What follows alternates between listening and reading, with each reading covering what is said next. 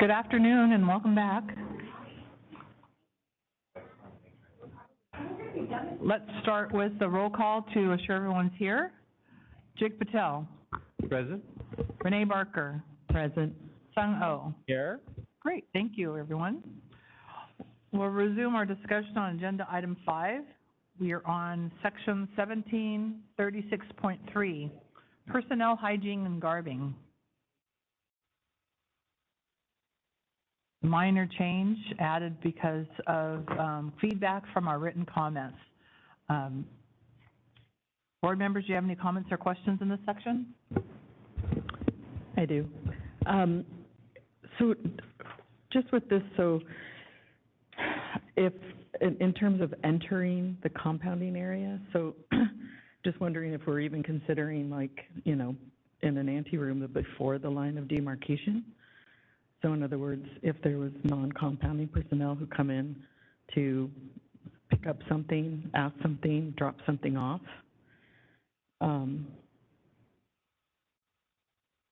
Anyway, just.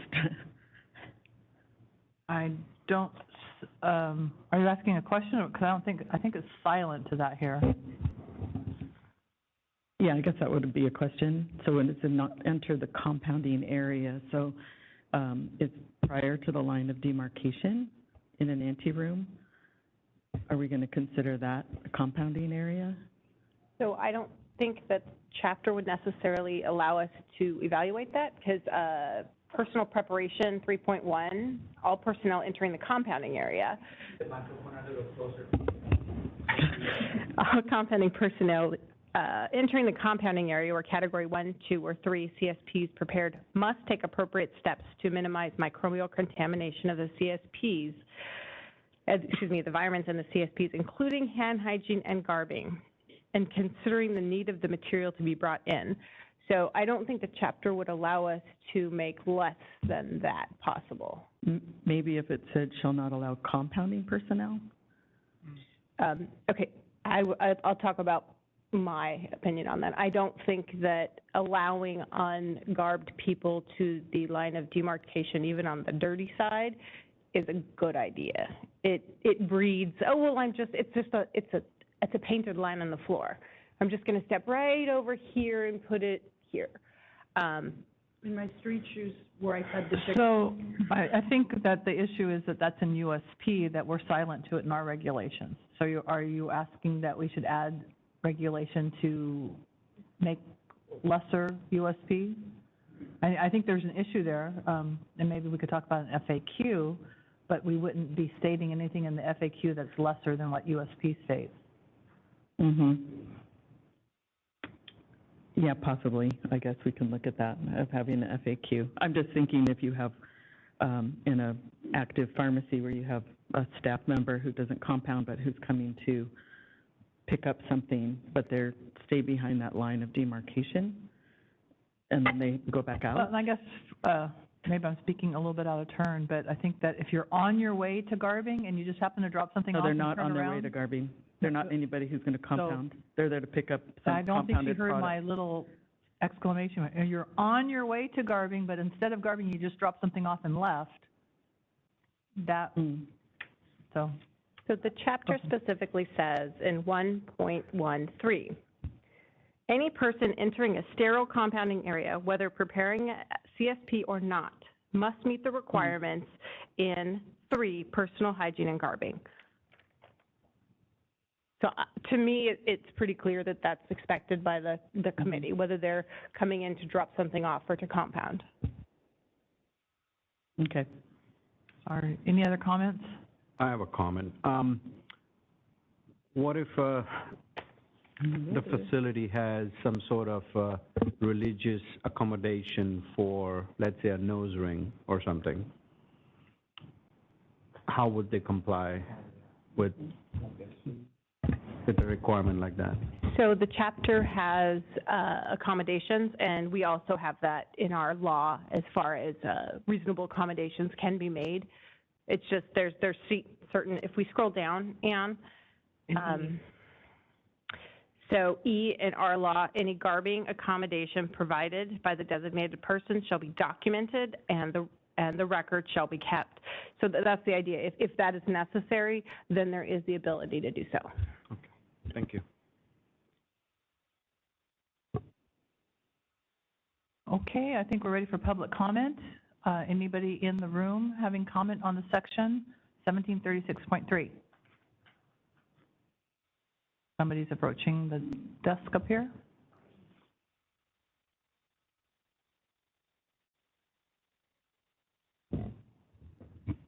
Thank you. This is Melanie Horn from Sutter Health. I wanted to propose a change to 1736.3C as a suggestion. It currently reads, personnel protective equipment shall be donned and removed in an ante-area or immediately outside the segregated compounding area. Donning and doffing garb shall not occur in the anteroom or the SCA at the same time unless the SOPs allow. My suggestion would be to state, remove the period and state and remove donning and doffing garbing shall not occur in the anteroom or the SCA at the same time unless the facility SOPs define that specific process that must be followed to prevent contamination. The intent here, I believe, is to prevent re-entry of garb that should have been doffed that has been exposed to unclassified spaces. But if an SOP clarifies only under instances of donning or occurring and you must exit to prevent cross-contamination and expedite exit of the IV room, this seems like an allowable process from a defined SOP. So that's just suggested language. Thank you. Thank you.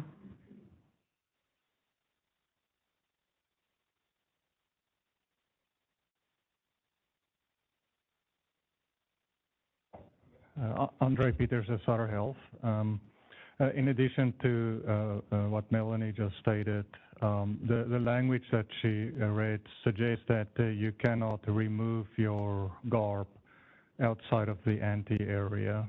And I think that should be clarified because if we're garbed and we walk outside of the ante area into the pharmacy main area, we should be able to remove the garb in that area as well. Thank you. Thank you. Dr. Acosta, do you have any comments about that?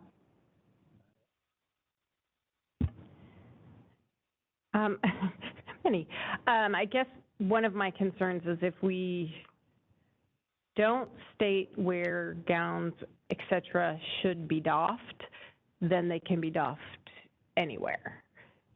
Does that make sense? Like, so if we're saying it needs to be in the ante area, but then we don't say where it needs to be, then they could wear those anywhere they want. And let's just say there's HD, but that may not be their HD. It may have been the second set of booties and the garb underneath. Then we're running the risk of contamination going throughout the pharmacy because we didn't take it off in the immediate sterile compounding area. As far as it not going back in, that's another issue. That's probably a different section we can address. But Okay, thank you. Any other comments in Sacramento? Okay, I'm sorry, only one comment for each section. I think we're ready for WebEx. Thank you, Madam Chair. I've opened up the Q&A panel. If any member of the public would like to comment, please type comment using the field in the lower right-hand corner of your screen and submit it to all panelists, or you may simply raise your hand. We'll give you a moment.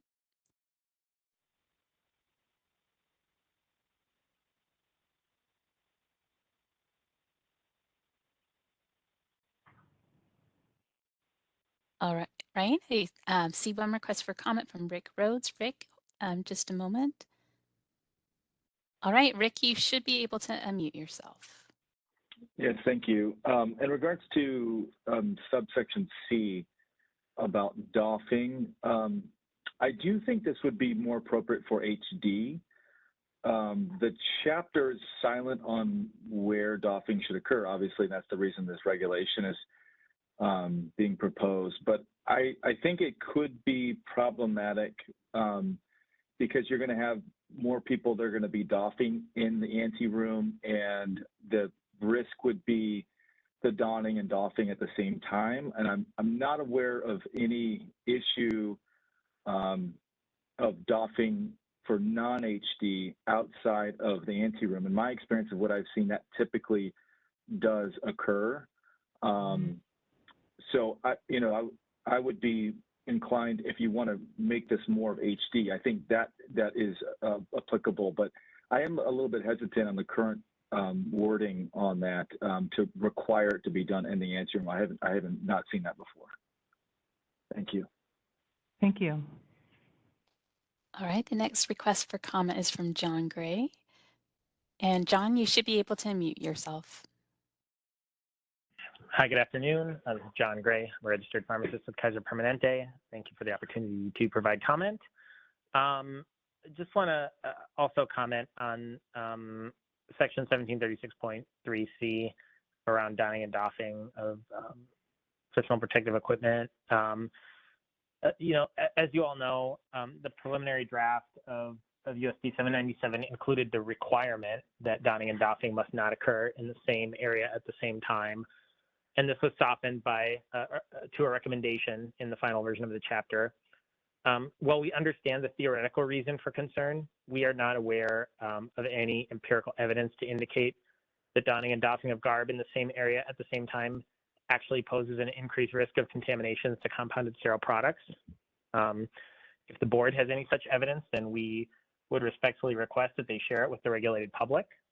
If not, then the board should, again, follow its stated approach of only imposing additional requirements that are necessary for public safety and remove the requirements related to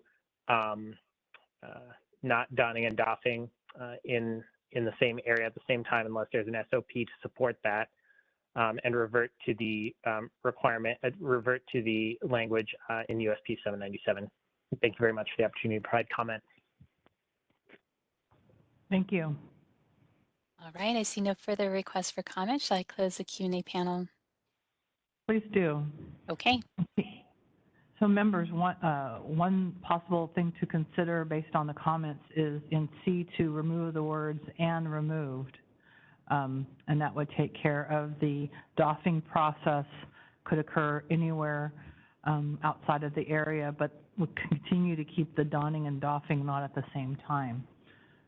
So if we took out the words "and removed," thoughts? I mean, just looking at the statement in USP, that it says donning and doffing garb should not occur in the same area at the same time. Mm-hmm. So we'll keep that part. But we, what we have is at the same time. So not necessarily here, it's like in the same area. This is in the ante room or SCA. Right, so I guess when it says area, it's not, it's like you could have your various areas in an ante room. So your recommendation is to say occur in the same area at the same time? Because my understanding was always you don't have, like you have your gowning area and you would never doff in your gowning area. I mean, you know, again, some places are going to be small, but yeah, you would, you know, typically, I mean, in my situation, doffing is always at the door before they exit, but it's across the room is the donning, mm-hmm, along with the sink and the PPE supplies, et cetera. So somebody could be donning over here and doffing over here. I mean, this doesn't, you don't want it to be in the same area. So that's going to be a little hard to define, right? I mean, the area, if you want to say, Christine, like do you mean the entire room or do you mean the area, a certain area of the room? Mm-hmm. So I would suggest, and see what the inspectors say, that we would say shall not occur in the same area at the same time. That makes it less specific. Dr. Acosta, do you have any issues with making it less specific? Yeah, could we say in the same area of the ante room or SCA at the same time? I think that's kind of implied. Well, but that's the thing. Like, so if you say area, then it's very non-specific. But if we say in a specific area of the area, you know what I mean? The first sentence says in the ante room or outside the SCA. But we're removing the doffing. The doffing. So the question is if they're donning and doffing It's wordplay. We understand kind of what we're. Okay. Does that make sense?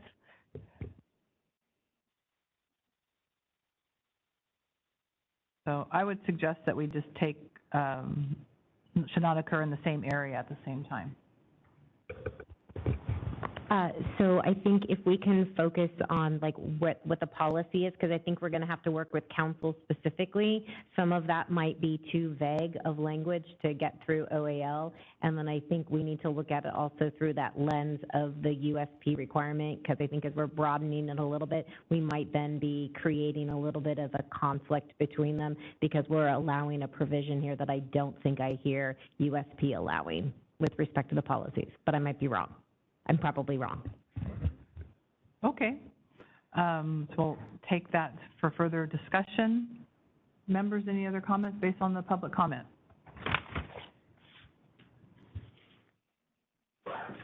We did the public.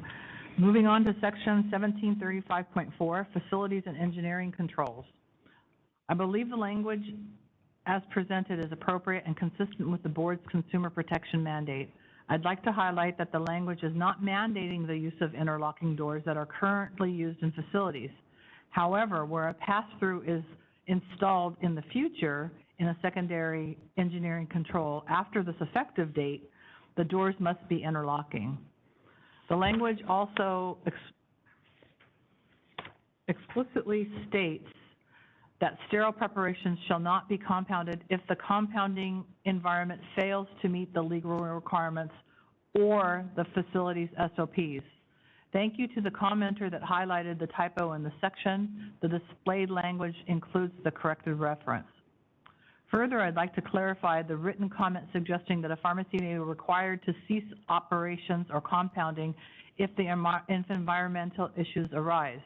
I'd like to highlight that the language refers that the facility's SOPs to detail out the appropriate action that must be taken in each variable situation and when and if compounding should cease. So the facility's SOPs should have what the responses are for the different failures of the environment. Members, do you have any questions or comments? So just confirming, Maria, that this section is not intended to state that a pharmacy must cease compounding operations. I just want to make sure that's clear as a policy thought. That's my understanding. Okay. That the facilities SOPs would dictate their response. Okay, if we can just make sure that we clarify that with our council, please. Any other comments from board members? Yeah, I have one. For C1, it says the designated compound area shall typically be maintained at a temperature of 20 degrees Celsius or cooler and shall provide comfortable conditions for compounding personnel. So I guess I'm not sure, usually it's the cooler temperature that provides the comfortable conditions for garbed personnel. So I'm not sure what "and" is, unless it should possibly be to provide comfortable conditions. Because I don't, if it's cooler, so you're saying you must maintain the temperature at 20 or below, but then it says, and shall provide comfortable conditions. So I don't know what those other conditions would be. So I think it should be to provide, maybe strike the other shall after that, to provide comfortable conditions. I'm just wondering if and shall is other situations other than temperature, whether that be a chair or I don't know what other situations would be. But if we put to, then it would only be temperature. Mm-hmm. And is that what the board wants to do, have it limited only to temperature? Or Dr. Acosta, did you have any comments about that? The and to is what's in the chapter. 4.2, temperature and humidity. So we just changed it to shall and from should. Yes, but the chapter says, and to provide comfortable conditions. So the and to is what the chapter has. I think we missed the to. So because we put to. Yeah. But we put and shall to provide? And also provide is what it probably should be. Okay, so we'll work on that. The clean room suite should be maintained at 22. A clean room suite should be maintained at a temperature of 20 degrees or cooler and relative humidity of 60 or below to minimize the risk of microbial proliferation and to provide comfortable conditions for compounding personnel attired in the required garb. That's what the chapter reads. So if we're just going should to shall, we need to rework a bit. Okay. Thank you. So it sounds like that they're saying that between the temperature and the humidity is providing the comfortable conditions, correct? Yeah. Because I Correct. think it's going to get difficult to, from one person to another if it's a comfortable chair, something like that, you know, so I'm sorry. Thank you. And then was there for D, it had OAL insert effective date. Is that just pending or? So that's the direction to OAL, because the approval process is so lengthy. We can't insert a date because we don't know what it'll be, so we instruct them to do it on our behalf when they approve. I see, thank you. Any other comments or questions from members? Okay, I think we're ready for public comment. Any comment in Sacramento? Somebody's coming forward.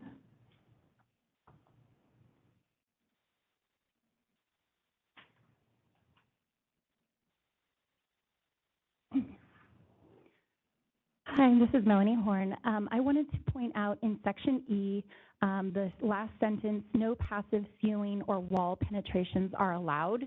I believe it is under the exception in what was supposed to be, I think, B on the date. Is that correct? That was just a question to clarify if it falls under that exception as a new sentence. And to clarify, because we do have a few places that have some wall penetrations with passive thing, but it's still controlled through HVAC. So just trying to clarify if it was under that exception based on a date. And then the second one is F. I saw this reflected in comment that was in the agenda meeting minutes, stating that no CSP shall be compounded if the compounding environment fails to meet criteria.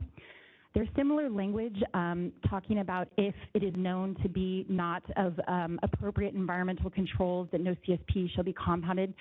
However, this seems very restrictive to state no CSP, possibly rewording to allow for the adjustments of category, lowering BUDs, et cetera, or better verbiage just to describe exactly what the intent is. Thank you. Before you leave, Dr. Horn, maybe you can explain to us what situations in an anonymous way would be a passive ceiling or wall penetration that you're talking about, because I think the intent is that that would not be allowed. That's what that's how I read it as well. We do not have a passive ceiling. However, we have some ante-room to buffer room to ante-room non-HD passive wall that allow airflow. But it is not something that the room is controlled with its pressures by that penetration. I've never seen this before, so I just, again, was looking for clarification if that would be something that we would need to remediate and the intent behind remediating it. Can you describe that wall a little bit more? Because I know USP now says fixed walls, and so it's a completely fixed wall. It just has a very small I don't know the purpose of it. It does have a small vent that goes from the positive to the anti area, and they're both of the same pressure and both ISO 7, and they test and meet to that. It is a fixed wall, however, so I'm not sure why it's there specifically, but I just hadn't seen anything regarding wall penetration. Thank you for the clarification. Yeah. Dr. Acosta, you wanted to say a few words? A few things. So what we are proposing in F is actually current law under 1751.4A. It is current law and has been on the books since before 2017. The passive wall penetration she is talking about, it has a specific term, but what it is a grate, and it literally goes from one classification or an unclassified area and it goes into an ante, or sometimes you even see them from an ante to a buffer room. They have no HEPA filtration, they have no pressure device, they have nothing that goes from one to the other. And based on a clean room suite being fixed walls, I have a question out to USP asking them, well, if a pass-through has viable sample monitoring requirements, it has all these things, what are we doing with this? But that is one of the things that we're talking about here. We also have clean rooms and ante rooms that have other type of penetration. Sometimes it will be a not appropriate fire sprinkler or an old type of light fixture that's gone through, and they're not either caulked, they're not sealed, they're not appropriate for their using. And the intent of the regulation was not to allow that to defer until after OAH activation. So it's not part of D. It was meant to be its own subsection. Yeah, thank you. And I understand that in some situations, historically, those passive penetrations have been to assist with some of the limitations that they found with their HVAC system in maintaining pressures. So it was a Band-Aid, I guess you could say, to fix a problem with the room? Yeah, we have seen that. Okay. We're continuing with public comment in Sacramento. Thank you, Madam Chair. I've opened up the Q&A panel. I'm sorry, Tricia, we still have somebody in Sacramento. Sorry. I apologize. Right? No, it's my fault. I didn't explain it well.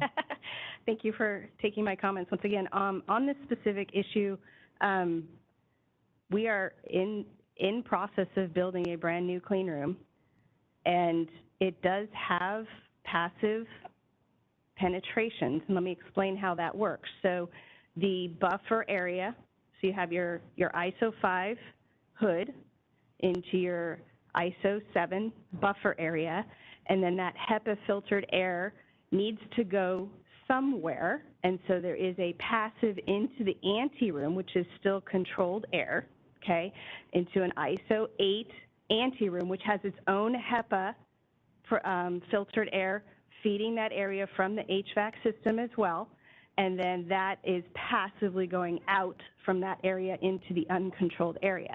This is a current design from Travis Clean Air. It is going to be installed next week, and it does contain these, but the rest of the system and all the HEPA filtered air is being fed into this positive pressure system through the HVAC and through HEPAs. So it starts clean, and it moves from the cleanest area to the dirtiest area, and so these pass-throughs are one-way, unidirectional, that allow it to go from ISO 7 to ISO 8 to uncontrolled. If this is allowed to stay on the books without further clarification, that standard design for clean rooms would be not allowed. So we will need to get some clarification to this because this is standard design to have those passive, but maybe it just needs to say from cleanest to dirtiest so that it's one-way unidirectional air. But the problem is with those passive, you're going to monitor pressure differentials around your door, but you don't monitor the pressure differential through that passive airspace. So we assume that the pressure gradient is always going the right way, but you don't have proof. So it's not only it doesn't meet fixed wall, we don't have pressure differential, we don't have viables during that area. So there's this penetration that we don't have any regulation around. So if the idea is to allow that design, then we need to look at how to regulate it. I mean, we have requirements for pass-throughs now, and those are a closed system. How does USP, because I don't know that section that well, then I guess, how does USP allow a positive pressure room to release that pressure? The low air return. The low air return, yes. I guess that's what I'm talking about, is it's a low air return, but it's passive. The return would go into an HVAC system, Yes. not passive. Yeah, they're not passive. That's the design, yeah. Any other comments in Sacramento? Okay, Tricia, we're ready for WebEx comments. Thank you, Madam Chair. I've opened up the Q&A, and if any member of the public would like to comment, type comment using the field in the lower right-hand corner of the screen, or simply raise your hand. And I see we have a request for comment from Jeffrey Nahira. Jeffrey, you should be able to unmute yourself.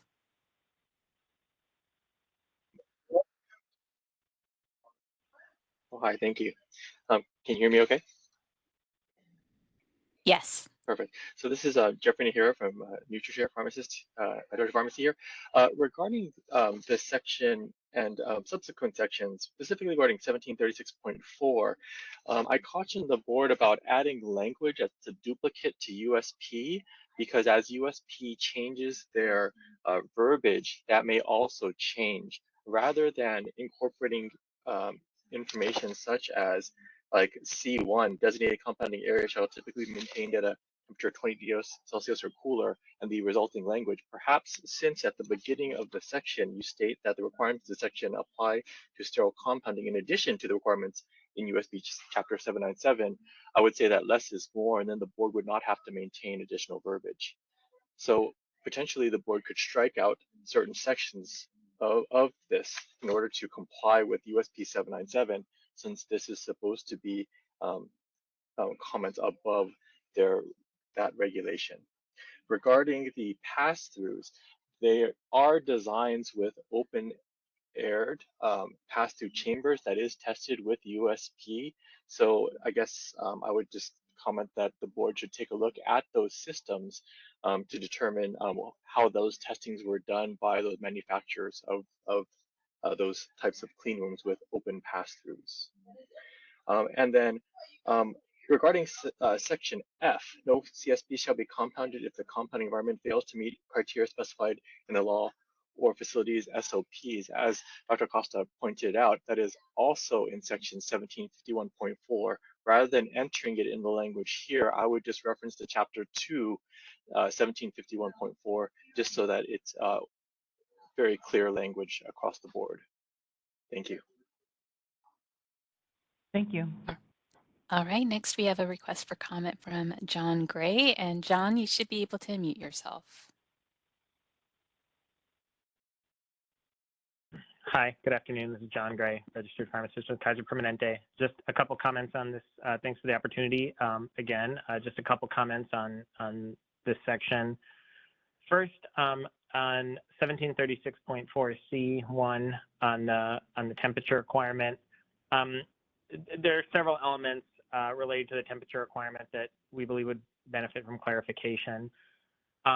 First, USP 797 requires that compounding facilities be designed and controlled to provide a comfortable work environment and then recommends that the clean room suite should generally be maintained at a temperature of 20 degrees or cooler. Based on the text of the chapter, compounding personnel comfort is the critical element, and then a temperature of 20 degrees or less is recommended but not required. We respectfully request the board clarify why it believes the 20-degree temperature must be maintained when that is not always consistent with employee comfort and is not a requirement in 797. Second, the phrase shall typically be maintained at a temperature of 20 degrees Celsius or cooler is ambiguous. In the board's view, what does it mean for an area to typically be maintained at 20 degrees Celsius? If during an inspection, an inspector finds that the current temperature is 21 degrees, but the temperature logs indicate that the temperature is 20 degrees or less from the majority of samples taken, does that meet the requirement? Can the board be certain that all of its inspectors will apply this standard in the same manner? And finally, our compounding subject matter experts believe that additional clarity is needed on what areas this requirement applies to. We suggest that modifying, one way to approach this might be to modify the definition of the term designated compounding area to use terms that are already defined in the USP chapter. Might resolve potential confusion about which locations this temperature requirement applies to. So I think that's it on the temperature piece.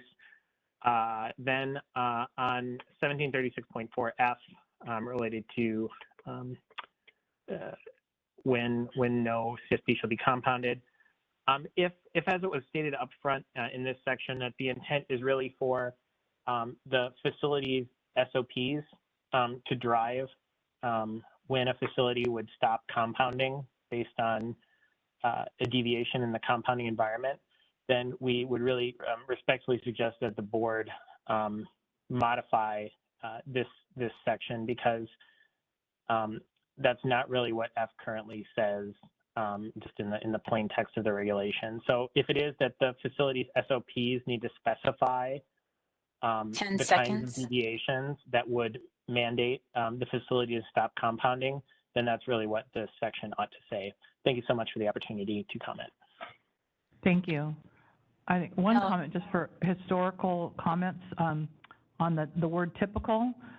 we get caught in words a lot in the Board of Pharmacy, and I can remember having the discussion about changing the word because we wanted to make it clear that temperatures vary, they fluctuate up and down, and that we didn't want any site to feel undue pressure or inspectors to feel undue pressure to say that the temperature was 21.5 or 20.5, and it was only for an hour or 2 hours here and there, that would be an event. So the word typical was to kind of look at the range of times and to understand that temperatures fluctuate. Dr. Acosta, did I get that correct? Yes, and I just wanted to point out that current law under 1751.4K uses which typically includes a room temperature of 20 degrees or cooler. So that is from current law. Thank you. I remember those discussions. That means I'm going to remember these discussions years from now, too. Tricia, I think we're ready for more public comment. Thank you, Madam Chair. Next, we have Robert Jackson. And Robert, you should be able to unmute yourself. Thank you, moderator. To your comment, my name is Robert Jackson. I represent CPS Solutions. We have several small hospitals in California. Chairperson Serpa, I was at the meeting when you did have that discussion. I think it was 2019, and where you discussed shall typically be, and you said that the inspectors would use enforcement discretion. And I did want to mention to the board that Dr. Acosta's inspectors have been very good about using enforcement discretion in regards to being at 68 and below. So my comment, I do have one, though, I wanted to mention in terms of C1, and that is that the 797 revision uses the language, the clean room suite, instead of what the regulation here says, designated compounding area. And designated compounding area presumably means also a segregated compounding area, or an SCA. And often in a lot of our smaller hospitals, the SCA is part of the main pharmacy. It's not a separate suite. It doesn't have its own HVAC. And so if you were to require 68 or below, the whole pharmacy is going to be cold. Everybody's going to be cold. And then you're going to end up with, the other problem is that 68 or below is also lower than what room temperature. So if you've got these SCAs that are in the pharmacy where drug storage is happening, room temperature storage is 68 to 77. So they literally have 1 degree window to be compliant with both the C1 and with room temperature storage. And so that was my comment about C1. I think that we should switch that designated compounding area to the clean room suite to match 797 revision and leave the SCAs out of it if we can. In regards to F, I did want to mention that I have seen a couple hospitals that needed to have the grate or the passive penetration. Perhaps we could consider something like having passive penetration between ISO controlled areas, so that certainly we shouldn't have it going through the ceiling. We shouldn't have it going to the main pharmacy area. But if you have it going from ante-room ISO 7 to buffer room ISO 7, perhaps we could consider allowing that. Thank you for your time. I appreciate it. Thank you. All right, I see no further requests for comment. Shall I close? Oh, I spoke too soon. We have another request. Yes, William, you should be able to unmute yourself. There you go. And I hope you can hear me. I also want to reiterate regarding that section that the gentleman just mentioned, E, regarding pass-through or passive ceiling and wall, making designation maybe in controlled environments and not into the exterior, because as another contributor stated, the air pressure coming into the buffer room that is the air volume entering the buffer room has to, there's a limited on removal of that air to maintain a certain pressure, and for it to flow through these penetrations into the separate rooms is part of maintaining that positive air pressure. So I'm asking for clarification or at least indication of penetrations or vents that allow the room to be air balanced, but not to extend that venting or penetration to the outside air. Thank you. Thank you. All right, this is the moderator. I see no further requests for comment. Shall I close the Q&A panel? Please do. Okay. Thank you. Before I ask the board members if they have any additional comments on this section, I did want to remind everyone that oftentimes it appears that we are repeating USP language, but it's not a true repeat. For legal reasons, we have to put all of the words in there when we change the word from should to shall. That makes the requirements higher in California. We understand that, and that was purposeful. So it may look like a change, but that one word makes a big difference. Board members, any comments or questions in this section? Okay, thank you. Moving on to section 1736.5, certification and recertification. I believe the language as presented is appropriate and consistent with the board's consumer protection mandate.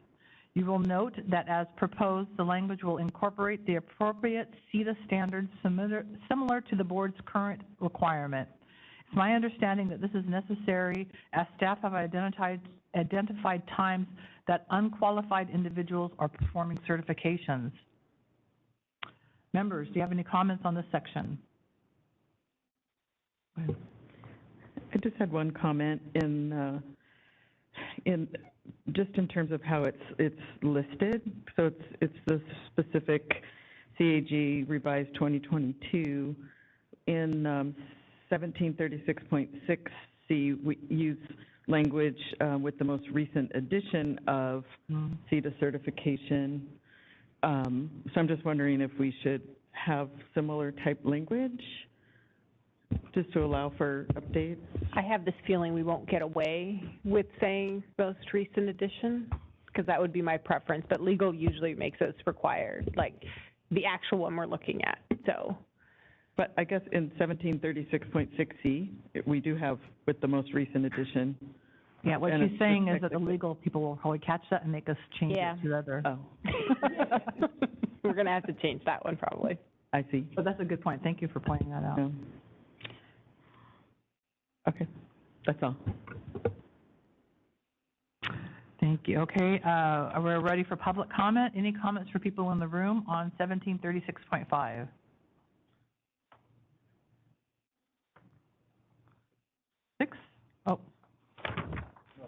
Five, okay. Seeing none, I think we're ready for public comment from the WebEx. All right, thank you, Madam Chair. I've opened up the Q&A panel. If any member of the public would like to comment, please type comment using the field in the lower right-hand corner of the screen, or simply raise your hand. And I did see a hand, but it looks like it was lowered.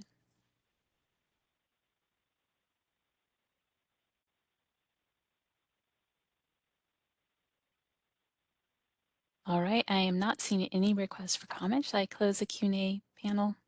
Please do, thank you. You're welcome. Moving on to section 1736.6, microbiological air and surface monitoring. I believe the language presented is appropriate and consistent with the board's consumer protection mandate. The language includes cross-reference to Controlled Environment Testing Association Certification Application Guide, USP Chapter 797, Viable Environmental Sampling and Gowning. Wow, they made me say that. This would, again, incorporate CETA guidelines by reference. Well, we're going to put the correct reference. The language will also establish a minimum requirement to trend for growth of microorganisms. I believe this is important. While growth can occur, if the root cause is not identified, growth will continue until the issue is remediated. This is an area where I believe an FAQ would also be helpful for licensees. Again, I appreciate the written comments received. You will note that the displayed language includes some of the recommended language that we received from written comments. There's a clarification showing on the screen from the written comments. Board members, do you have any questions or comments in this section? I just have just a couple, one very small one, just a clarification. So For B, talking about the trending of growth, but it says shall be identified at least to the genus species. So that part, I know in USP, so that's 6.2.3, has organisms recovered to the genus level. I mean, the way that these are referred, like each is a level, like family, genus, species. So the genus species would be either genus level, genus and species. We should put level, not species. Yeah, thank you. And then just the other one, just a clarification, appropriate action necessary to remedy identified trends regardless of the action level, not on the action level, yeah. Correct again. Thank you. That's all I have. Great, thank you. Any other comments from board members? Okay, we're ready for public comment. Let's start with those in Sacramento.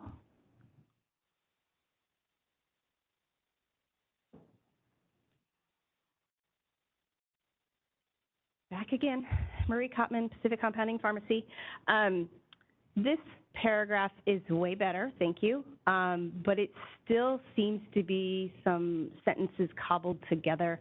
The last sentence in specific, just it's very hard as a licensee to know what exactly you're intending. So it says investigation must be consistent with the deviation and must include evaluation of trends. If there's no deviation previously identified, I have proposed some language for this to kind of reorganize it, but the last sentence, maybe if it says if a deviation is identified, then the DP should conduct an investigation and carry out actions to remedy the identified trends. So that's in my written comments. I hope that it'll be reconsidered to make this a little bit easier to understand in the future. Because otherwise, okay, I can just tell you there was no deviation, done, and then there's no investigation. So it's just unclear. Thank you. Thank you.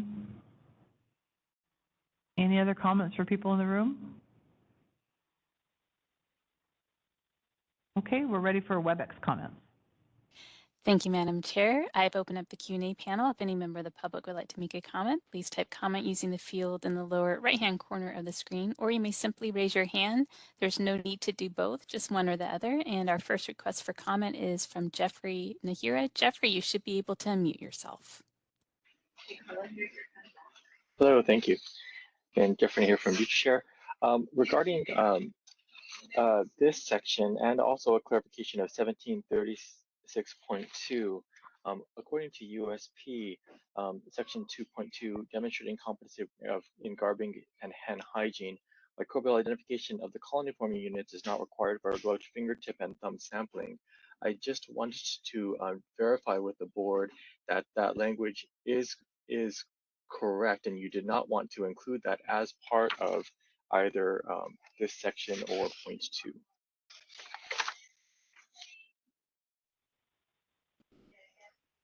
I'm confused by your question, Jeff, because it says both air and surface sampling. Is that what you're talking about? Correct. So I 100% agree that this section does not address fingertip sampling, which is great. Although I just want to be sure that that it is clear in the Board of Pharmacy Law and Regulations that it's the identification of fingertip sampling is not going to be required as part of the Board of Pharmacy regulation.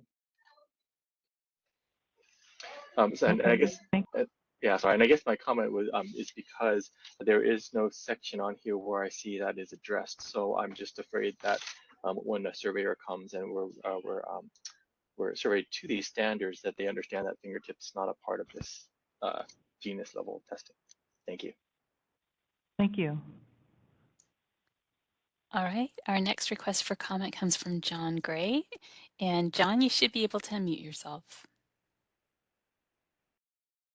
Hi, good afternoon, John Gray, registered pharmacist with Kaiser Permanente. Thanks again for the opportunity to comment. On section 1736.6b related to speciating microorganisms recovered, as you all know, The USP chapter does not require identification of microorganisms when less than the action level, but it does require trending over time, regardless of action level. Our compounding subject matter experts do not believe that identification of microorganisms, regardless of the CFU count, is going to enhance patient safety and is an unnecessary practice, especially for microorganisms isolated from anterooms. Therefore, we recommend that the board remove this requirement and revert to the requirements, enforcing the requirements as they are in USP 797. Thank you very much. Thank you.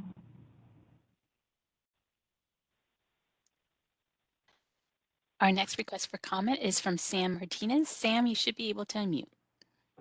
Hi, this is Sam Martinez, pharmacist from UC San Diego Health. I'd also like to echo following what USP 797 says. In fact, when the USP expert committee was asked about testing every CFU to the genus level, they agreed that the ISO 7 and 8 areas are permitted to have some viable particles, and it's too burdensome to require identification of all microorganisms. Most microorganisms are, that's why they removed the highly pathogenic terminology from the new USP 797. They put something in the law with no recommendation on what to do with that information. When we've talked to our microbiologists about one CFU, there's nothing to be done about low threshold CFUs. So it just seems unnecessary to deviate from USP 797. Thank you. Thank you. All right, our next request for comment is from Rick Rhodes. Rick, you should be able to unmute yourself. Yes, thank you. I think in point of clarification on this, it may help if I'm understanding this requirement. It's and a word, just one word may help with this. Both air and surface sampling must occur every 6 months, and any microorganism recovered shall be identified.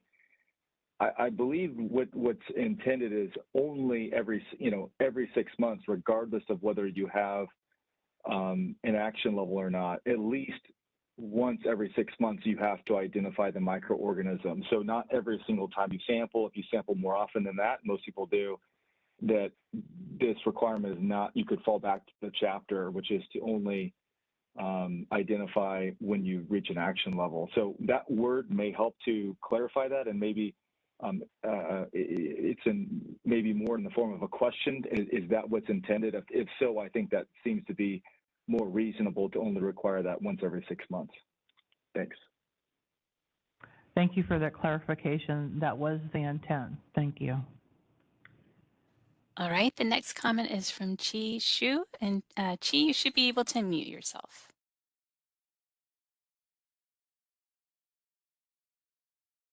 And you're unmuted. This is Chi Su from UCSF. Want to echo other commenters' feedback about identifying to single CFU, but I think with the language that's being added, it's clear that the intent is every 6 months, and during that every 6 months, then identification of CFU is required. I think that's very reasonable, because I think our concern is that we start doing monthly service sampling, and every single CFU that is discovered that did not reach the action level, but we need to identify the species to the genus level, then we would potentially overwhelm our lab's capacity and cause more delays to some of these processes. Thank you for your time. Thank you. All right, I see no further requests for comment. Shall I close the Q&A panel? Yes, thank you. Board members, are we ready to move on? Okay. Moving on to section 1736.7, cleaning, disinfecting, and applying sporicidal agents in compounding areas and sterile 70% IPA. Again, as proposed, the current section will be repealed and a new section added. I believe the language as presented is appropriate and consistent with the board's consumer mandate. I note that as proposed, the language would explicitly state that cleaning, disinfecting, and sporicidal agents must be used in accordance with the manufacturer's specifications. It's my understanding that regrettably, this is not always the case that's been found during inspection findings.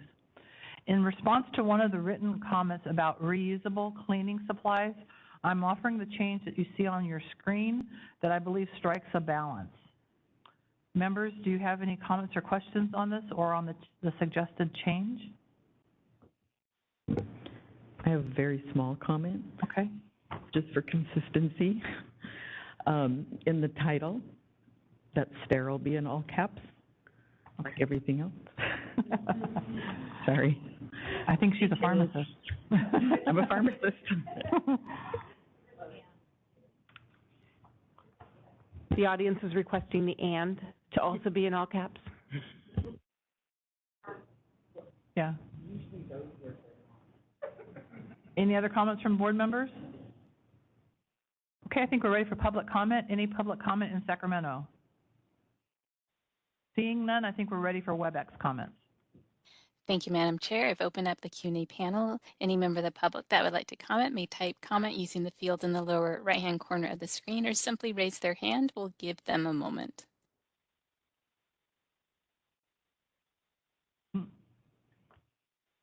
All right, I see Jeffrey Nahira with a hand raised. Jeffrey, you should be able to unmute. Thank you. I just wanted a quick clarification. When you state in this section that it can't be stored within 1 meter of the PEC, does that mean that when we use sterile IPA used in the ante room, not in the sterile compounding surface, that can't be stored within 1 meter of the PEC? Because typically we cleanse our gloves and hands before entering the hood.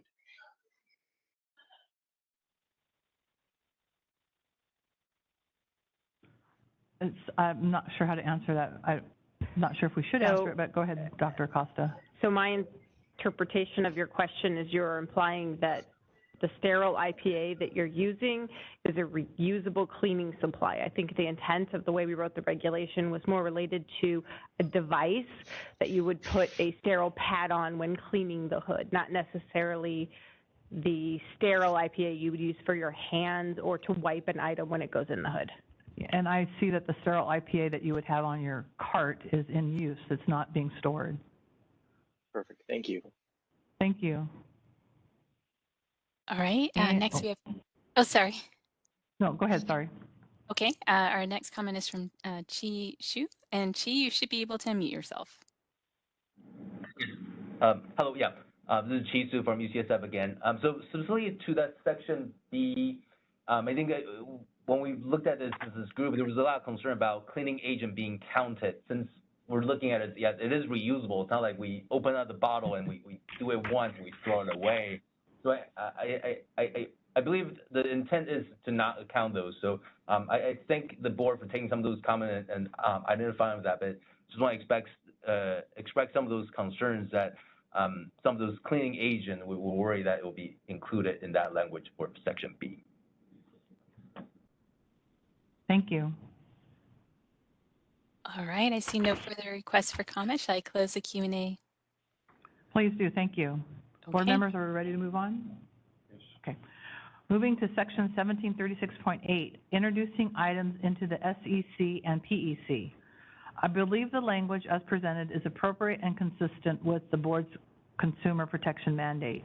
You will note that this section is an example of where it is proposed that the SOPs will need to include at minimum products to be used on any equipment. There is a separate section that provides more specificity on the full requirements for SOPs. After considering the written comments provided in response to this section, I don't believe that there are any further changes necessary. Members, do you have any comments on this section? Renee? Public comment? Anybody in Sacramento? Seeing none, I think we're ready for WebEx comments. Thank you, Madam Chair. I've opened up the Q&A panel. If any member of the public would like to comment, please type comment using the field in the lower right-hand corner of the screen or simply raise your hand. We'll give you a moment.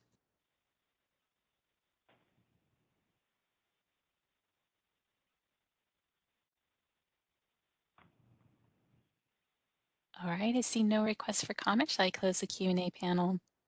Great, thank you. Okay. Moving on to section 1736.9, equipment, supplies, and components.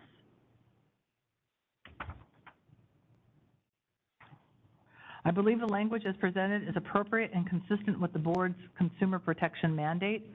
Similar with prior language considered, the proposed language again specified that equipment and supplies used to compound sterile preparations shall be used in accordance with manufacturer's specifications. I also note that there's a typo in section 1736.9C. That's been corrected. I'd like to highlight that the board is explicitly stating that a certificate of analysis must include as a part of the information the grade of the material. Further, I would like to highlight that the language regarding where the use of bulk drug substance is allowed, including a provision to allow for exemption from provisions if authorized by a public health officer in an emergency use situation.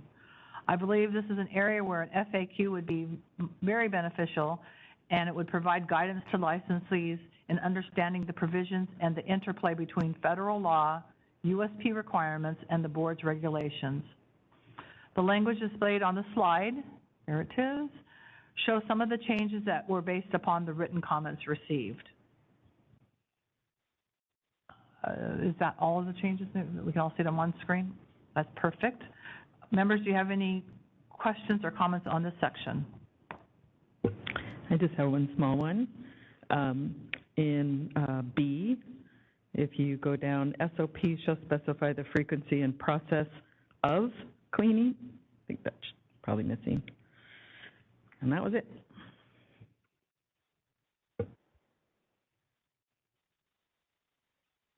Okay, I'm trying to, thank you. Any other comments from members? Okay, I think we're ready for comments from the public. Anybody in Sacramento?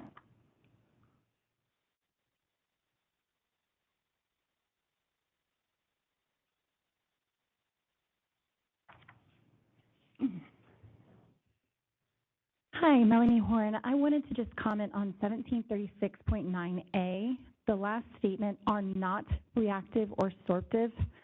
While I do recognize the intent here, we do have often where components can have some type of reactivity, sorption, and we account for those things. They're mitigated. And I think this is maybe black and white where something that has some greater specificity might be warranted. So that was my only comment. Can you give me an example? Sorry, Dr. Horn. That's okay. Because I think we were talking about equipment and supplies. Oh, well, yes. And so, for instance, like a PVC bag that is made of DEHP, there are certain drugs that they state, even though it does have some sorption, it is allowable because it was tested in that fashion, such as like amiodarone in tubing.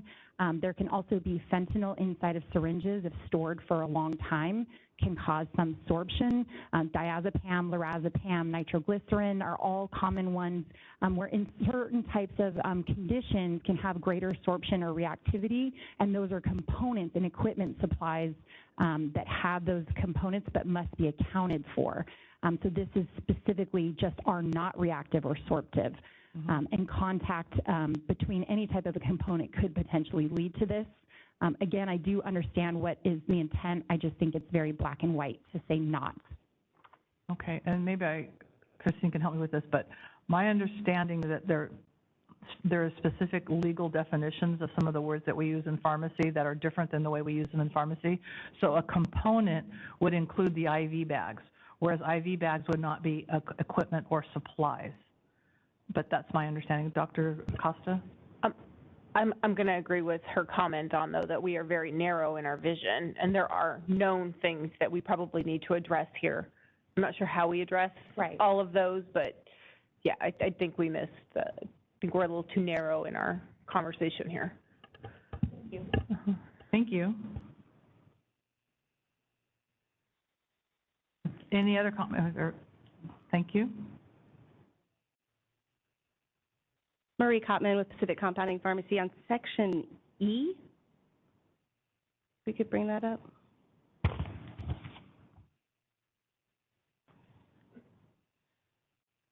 I had proposed in my written comments that we might consider adding substances that come from a 503B facility as being substances that we could use in a compounded CSP. I would like to find out if that could be considered to be added to this.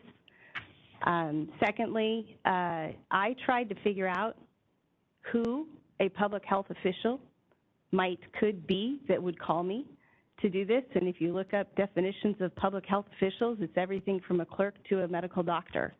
Obviously, a prescription would have to be ordered by a doctor, but clerks can call in on behalf of doctors. Who really has the authority to tell me that I can make something that the FDA says I can't make? And this is wide open. Am I now infringing on APIs that are on the do not compound list? This doesn't say that they're limited from that. It says, unless authorized. It can be on these lists, or this person, unnamed but generically entitled public health official, can tell me to make anything. That doesn't make sense. Doesn't make sense at all. Yeah, thank you. I think Dr. Acosta can explain the situation. So the 503B comment we're going to address down in 16.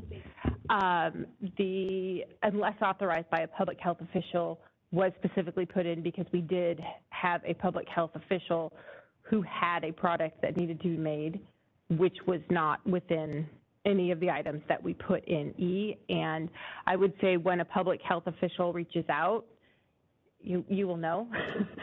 It will be somebody with the Department of Public Health that has prescribing authority. I don't know how defined we can get, because we want to leave it broad enough that if it's a generalized public health department versus the California Department of Public Health. I think the key word is authorized. They're not prescribing. They're authorizing you making it. So you have a prescription, you have a process, them getting the order or the need for the patient, which is all medical related. But now you cannot make it because it doesn't meet certain criteria. A public health official could give you that authorization in an emergency. The example that I can think of is we received a medication at a site that I was working at for a malaria medication that came directly from the CDC to make. And that was not on any of our lists or what to do. And that was only my personal one example, but we try to leave it broad enough so it's authorized, not prescribed. Hey, thank you. We have one more. We have more public comment in Sacramento. Hi, I apologize for jumping the gun earlier. Okay. I haven't been here since before the pandemic, and I'm just so excited to be here. So I got a little ahead of myself. But in Section E of this chapter, I'm just going to bring back the applicability of the FDA Category 1 list, which is their list of non-USP substances that are being evaluated for the availability to compound. Currently, our understanding of the FDA's guidance in this is that we are allowed to compound with those until a final decision has been made by the FDA to either put them on a permanent you can compound list or to put them on a permanent you cannot compound list. I'd like to know the board's position on this as it applies to this regulation, and if the board's position is to not allow this category or this list of drugs to be compounded, to really strongly consider the public health implications of the lack of access of a very substantial list of important medications, some of which are quite life-saving. So that's my question and comment all in one. Thank you. Thank you.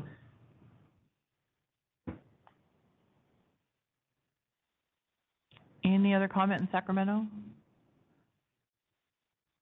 Seeing none, I think we're ready for WebEx comments. Thank you, Madam Chair. I've opened up the Q&A panel. If any member of the public would like to comment, please type comment using the field in the lower right-hand corner of the screen, or simply raise your hand. And I do see that John Gray would like to make a comment, so one moment, John. All right, John, you should be able to unmute yourself. Okay, thank you. Hi there, this is John Gray, registered pharmacist with Kaiser Permanente. I just kind of have a potpourri of comments on this section, so I'm going to talk fast to try to get them all out. First is on 1736.9B related to incubators. Just want to kind of flag that some compounding facilities do not rely on an incubator's internal thermometer and instead use the same calibrated temperature monitoring devices that are used for monitoring room temperature. We assume that that this section of the regulation that speaks to calibrating the incubators on an annual basis, if not otherwise noted in the manufacturer's specifications, involves calibrating the temperature sensing portion of the device. And so, we would just ask the board to think about if there's a way to modify the regulation to clarify that annual calibration may not be required if an alternative calibrated temperature monitoring device is being used to monitor and adjust temperature of the incubator. On C, related to storage of components, let's see, we would just ask the board, and another commenter brought this up earlier, we would just ask the board and the committee to think about clarifying how it intends to balance the proposed requirement for the compounding area to be maintained at a temperature of 20 degrees or less, while controlled room temperature, the temperature at which many components are to be stored, is 20 to 25 degrees. And so, if the board ends up being very prescriptive and says that, the compounding area temperature typically must be maintained at 20 or less, that doesn't give a lot of play to meet controlled room temperature. And then lastly, on D, related to receiving and evaluating certificates of analysis, USP 797 requires compounders to receive certificates of analysis in many cases, but only explicitly requires receipt and evaluation of certificates of analysis for components that cannot be obtained from an FDA-registered facility. In our view, the requirement to receive and evaluate COAs for components that have been obtained from an FDA-registered facility is burdensome and does not enhance patient safety in any material way. We suggest that the board delete the requirement to evaluate certificates of analysis when they're received from FDA registered facilities and revert to the requirement as it is published in USP 797. Thank you very much for the opportunity to provide comment. Thank you. All right, next we have David Poor. David, you should be able to unmute yourself.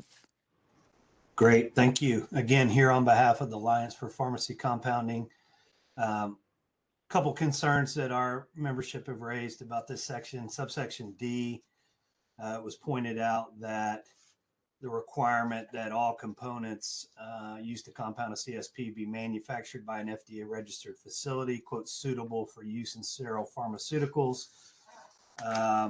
fails to recognize that many APIs, even those that are USP grade, don't specify suitable for use in sterile pharmaceuticals, only that they are suitable for manufacturing. Also had some concerns raised about the fact that all APIs contain some level of impurities and excipients that are not manufactured in an FDA facility.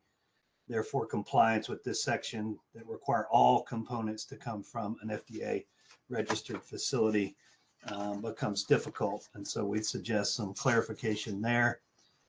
Subsection E, this was really the subsection that kind of drew the most comments from the APC membership, raised the most red flags. I think APC would associate ourselves with the comments made by the Peter, the witness before last, on this subsection E. We're concerned that the regulation change would result in a prohibition on compounding sterile products from bulk substances on FDA's interim list while those substances are under review by the agency to determine whether they should be included in the CFR on the list of bulk substances that can be used to compound drug products. We're concerned this proposal would eliminate patient access to several compounded drugs in California as FDA reviews those bulk substances, including methylcobalamin and glutathione. We're concerned that this proposed reg is inconsistent with the vast majority of other state regulations, as well as the federal guidance on the bulks list that specifically authorizes compounding of those substances while they're under review on the Category 1 list. The list was created to avoid lapses in patient access to compounded drugs prescribed by providers while FDA reviews those substances, which can take months or years. By putting those substances on the Category 1 list, FDA has made a determination that those substances have been nominated with enough data for the agency to conduct a review, and there's not an immediate patient safety risk associated with compounding these substances while that review is being conducted. So APC would strongly recommend amending this proposal to allow compounding of sterile products using bulk 10 seconds on FDA's interim list to align with the federal policy there. Thank you. Thank you. All right, I don't see further requests for comment. Shall I close the Q&A panel? Please do, thank you. Okay. Members, do you have any further comments on this section? Someone could just clarify on Category 1? What? I'm sorry? Someone can just clarify on Category 1? Do you want me to explain what Category 1 conversation is? Just explain, what are we doing with this? Want to confirm, is that the intent? Are we trying to? It says listed in CFR 21-16. That's what the language says. Okay, so we're not trying to. Go ahead. So that's what it says. Okay. And then are we addressing 503B? Are we not?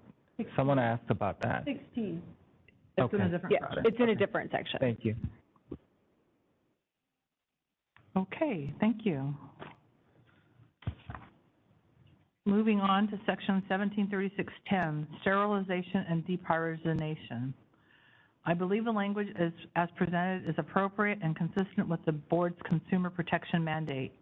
You will note that the reference to various USP chapters include chapters related to dry heat depyrogenation, sterilizing filtration of liquids, steam sterilization, and by direct contact and sterilization of compendial articles. This provides clarity to the licensees that requirements established in these USP chapters are applicable to compounding of sterile preparations. I do believe an FAQ would be helpful to highlight the federal 503A requirements related to end-to-end compounding. Also, that you will see for your on this presentation above is we've identified a typo in section F that was identified to us via the written comments. Members, do you have any comments on this section? Okay, we're ready for public comment in Sacramento. Seeing none, I think we're ready for WebEx comments. Thank you, Madam Chair. I've opened up the Q&A. If any member of the public would like to comment, please type comment using the field in the lower right-hand corner of your screen, or simply raise your hand. We'll give you a moment.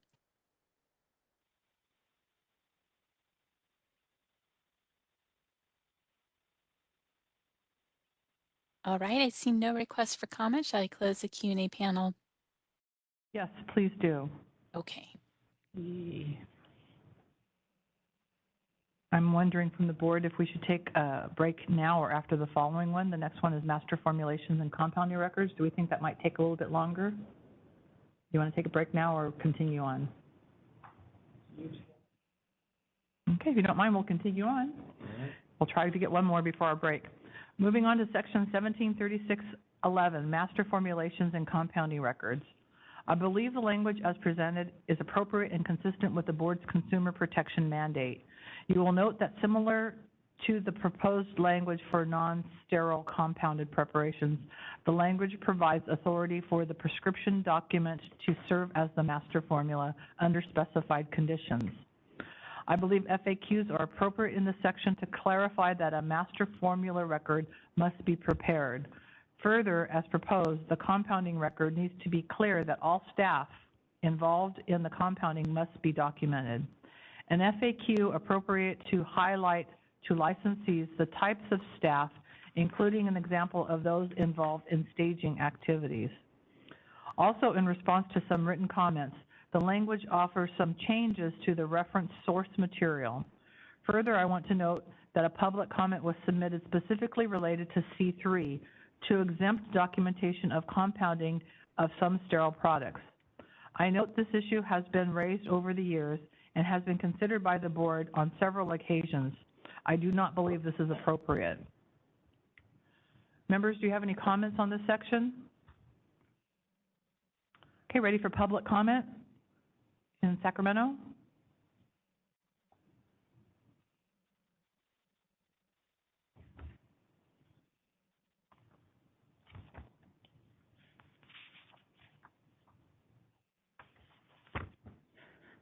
Hi, this is Melanie Horn. On behalf of Sutter Health, I just wanted to comment on Section C, the first sentence, a compounding record shall be a single document. The document requirement to be a single document can often, every detail of this may not be readily retrievable in a single document, but is often held fully in the EHR record and can be produced. However, sometimes our documentation does not produce everything in a single document, so just a request to clarify there. Also, I do agree with C1, the date and time of preparation. However, there is some confusion when it says will also be used to determine the assigned BUD starts. There is later sectioning in BUD where it mentions to midnight, and so just clarification here on how the time and date may clarify to it being a date only for the BUD might be good. And then the last comment is on number 2. The assigned internal identification number shall be unique for each compounded drug preparation. In our current processes for doing batch or lot type preparations, the unique number is given to a batch or a lot and not to each unique CSP. So I have some concerns regarding number 2's feasibility in that type of a scenario. Thank you for your time. Thank you. And I think just to clarify, Dr. Horn, each drug preparation would be the lot, not each individual unit. Each unit is, you have multiple units in a preparation lot. I think that helps.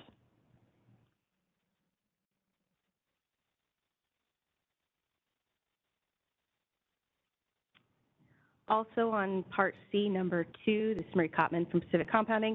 I would concur with Dr. Horn, possibly just changing that unique, shall be unique for each compounding record. Might make that really clear for your licensees as well, so it's not confusing on compounding preparation. Thank you. Thank you. Any other comments in Sacramento? Seeing none, I think we're ready for WebEx comments. Thank you, Madam Chair. I've opened up the Q&A panel. If any member of the public would like to comment, please type comment using the field in the lower right-hand corner of the screen or simply raise your hand. Our first request is from Rita Maria. Rita, you should be able to unmute yourself. Thank you very much. This is Rita Maria again, pharmacist from Cedars-Sinai. First, I wanted to comment on 1736.11, Section C. So in regards to Section C, the current documentation practices in health system pharmacies include utilizing electronic record-keeping systems and softwares. However, it is not always feasible for the required elements of the electronic records to be pulled from a computer software into that single document as stated. So we are recommending that the board consider removing the requirement of single document to readily retrievable document instead to satisfy the requirements of USP 797.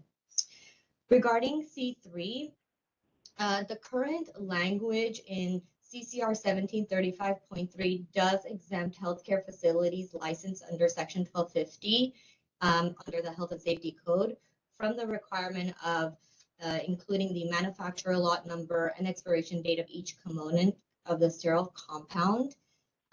If the sterile compound is using a single lot for administration for a patient in that health facility within 72 hours of administration, we are recommending that the board really reconsider adding that exemption to the current proposed language to allow healthcare facilities licensed under HSC 1250 to be exempt from including these elements. Again, we do use various technology and softwares where we track the NDC numbers that can be traced back to the lot and manufacturer of that medication using different programs such as Dispense Prep, and also in the electronic health record system for those various orders. Thank you very much. Thank you. All right, I see no further requests for comment. Shall I close the Q&A panel? Please do, thank you. Board members, any comments on this section? Okay, thank you. Moving on to proposed changes in, what are we? 1735.12, release inspections and testing. I believe the language as presented is appropriate and consistent with the board's consumer protection mandate. You will note again that the proposed language includes cross-references to applicable USP chapters. We received comment letters regarding the need for endotoxin testing for limited BUD products prior to release. This is an interesting concept that balances patient access with patient safety. I'd be interested in hearing from members and members of the public about this area for comment. Members, do you have any comments or questions about 1735.12? So I just have one sort of standardization. All the other references to USP chapters have the format of USP chapter, number, and title, but here we just have Chapter 85. So I think if we could put USP Chapter 85, bacterial endotoxin, just as a reference for completeness, but I don't have any comments about that. Thank you. I think we're ready for public comment. Any public comment for the people in the room in Sacramento?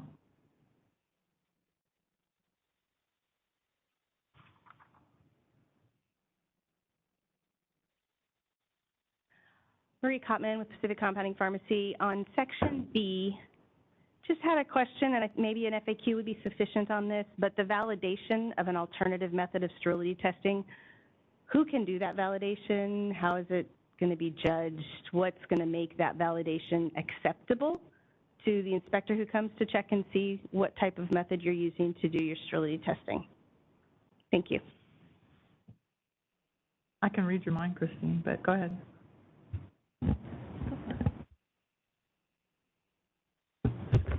Labs have a standard set of bacteria they use for every single validation of a sterility test. It's called method suitability.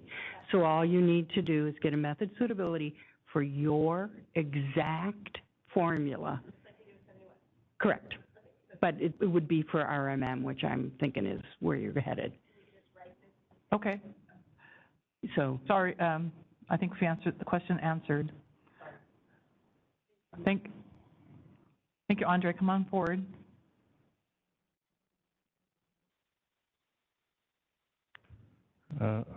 Thank you, Andre, here again. 1736.12a says a pharmacist performing or supervising compounding is responsible for the integrity, quality, and label strength of a compounded drug preparation until the beyond use date indicated on the label, so long as the label instructions for storage and handling are followed after the prescription is received by the patient or patient's agent. The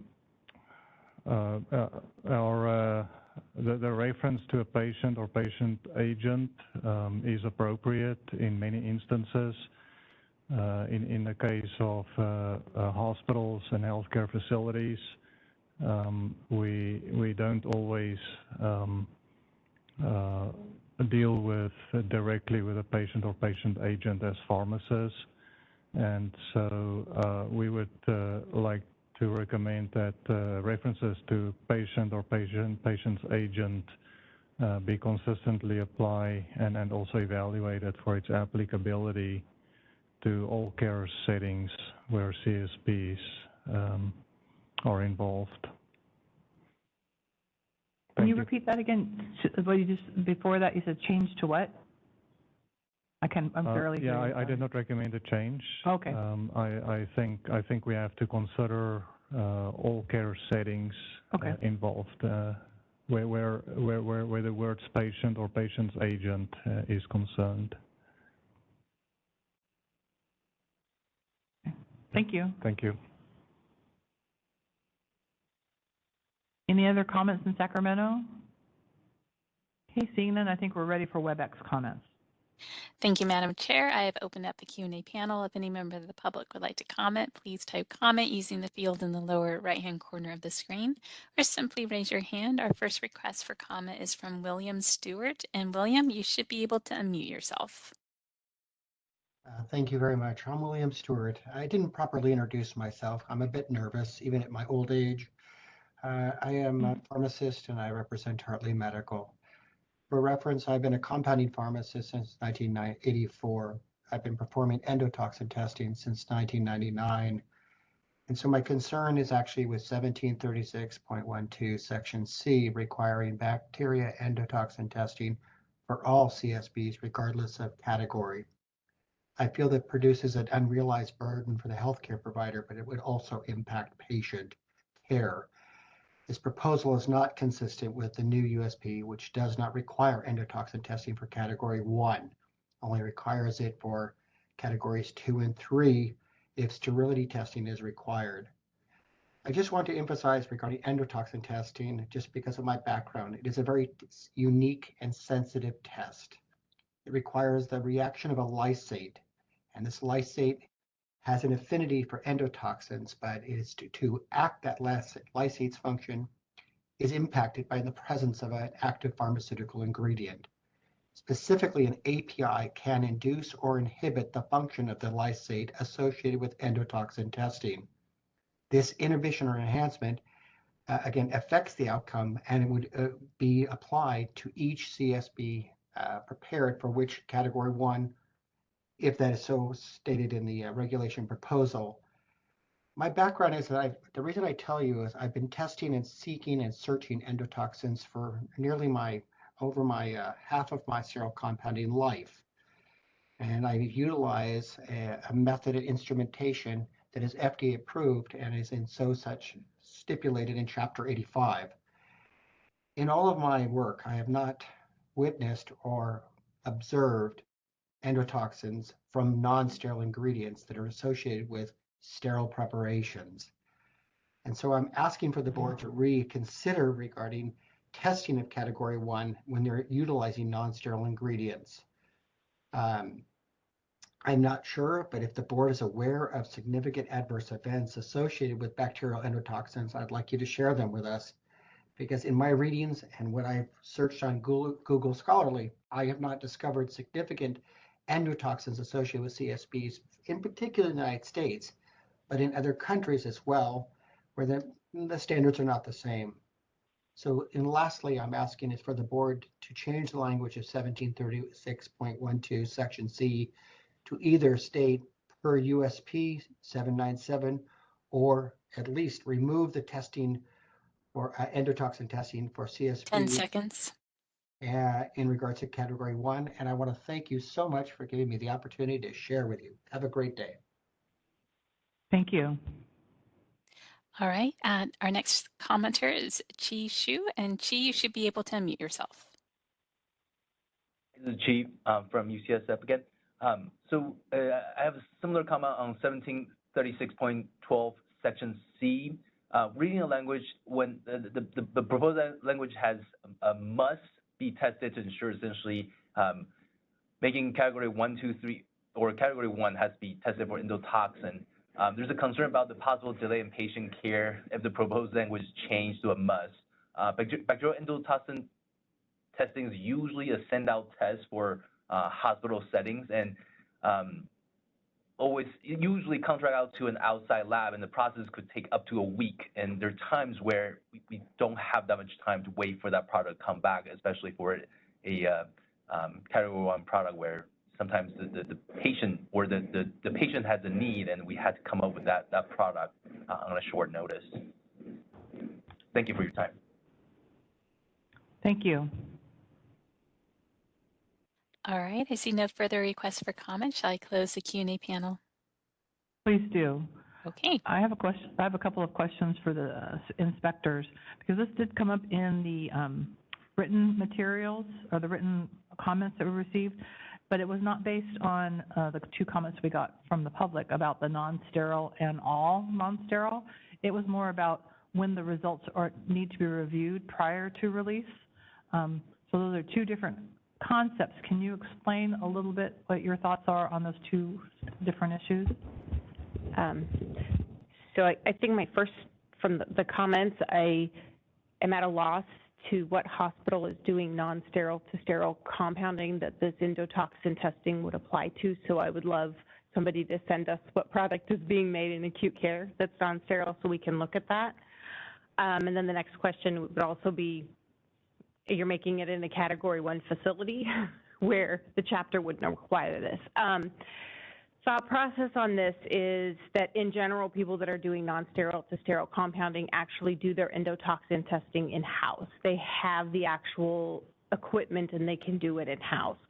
The chapter does require it for that Category 2 that already are getting the extended beyond use date or the longer beyond use date that are getting sterility testing. Remember the table? So it is required for anything that has sterility testing.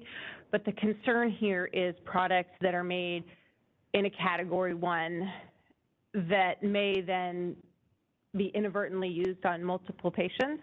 So when we talked through the public comments, Inspector Penella Spangler and I had that conversation about, well, where's the harm if we allow Category 1s from non-sterile origin to go out without any testing? Because at this point, they would have no sterility testing and they would have no endotoxin testing, right? And then they can go out and in theory, they are labeled with a 12 or 24-hour BUD. But once they leave the possession of the pharmacy, there is no control on how long they will be used or how many patients they will be used. So the concern on this side is we have seen endotoxins cause harm in 1 vial on 8 patients in California. So that's where the regulations came from. It's kind of up to you if you want to keep them at that standard. We have always required in California endotoxins to be tested and to be within acceptable limits prior to release. Okay, thank you for explaining that. Members, any comments in this section? Okay, I think this is an appropriate time for a break. Let's see, it is 12:55. Let's take a 10-minute break. Is that okay? Oh. So we'll come back at 3:05, thereabouts. Thank you.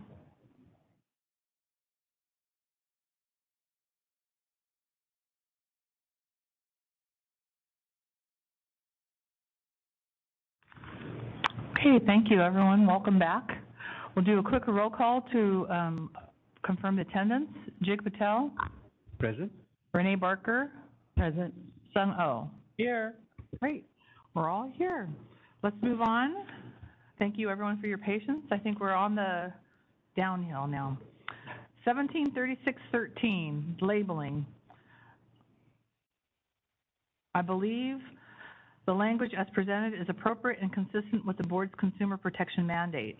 I want to make sure that the members and stakeholders are aware of the changes being proposed in 173613A that provides greater flexibility on the label for an admixed CSP solution. Members, I don't think we received any written comments on this section, so do you have any comments or questions? So I do have just a, I guess, question, kind of concern on A3. So for instructions for administration about the rate of infusion, range of rates of infusion, duration, because there are situations, so, you know, my experience is in a hospital setting where the source of truth for the rate is the EHR and not on the label. So if you send it out with a rate or a range of rates, anyway, if you send it out with a rate and then that changes, so it doesn't look like that is covered in here. I don't know that I have a exact suggestion, but Christine's looking at me. So I think this was a change based on feedback we received because current law required the rate of infusion. So we were trying to allow for a range of rates, so like a drip that tapers up, tapers down based on BP or sugar level or something like that. So the intent is, as long as there is parameters on it, so when nursing programs the pump, they have a max, a min, something like that, so that they know. But then we also included, because some are just, you know, run it till it's done. So that would be the duration that we're asking for. So some type of administration. Yeah, this has been an extremely hot point in acute care, and many discussions. And so we hoped that this kind of language, which was actually written many years ago, so people have seen this draft written language for a long time, would suffice to cover the dynamic situation of an acute care patient by having the range of rates and not having to change the rate every time, or the label would start with what the rate was at the time that it was admixed, and or the range or the duration. So you could say over a half hour. You wouldn't have to calculate it. You have something better than range of rates? Well, if we can hear from the public to see what they say. Yeah, again, if it goes outside of that range, but it's not really being the source of truth for the patient, so. Right, because you're not documenting what the patient's receiving, you're only documenting the order when you admixed it. One thing with when the product goes out and then it's handed to administer. Right, remember compounding ends at the time of administration.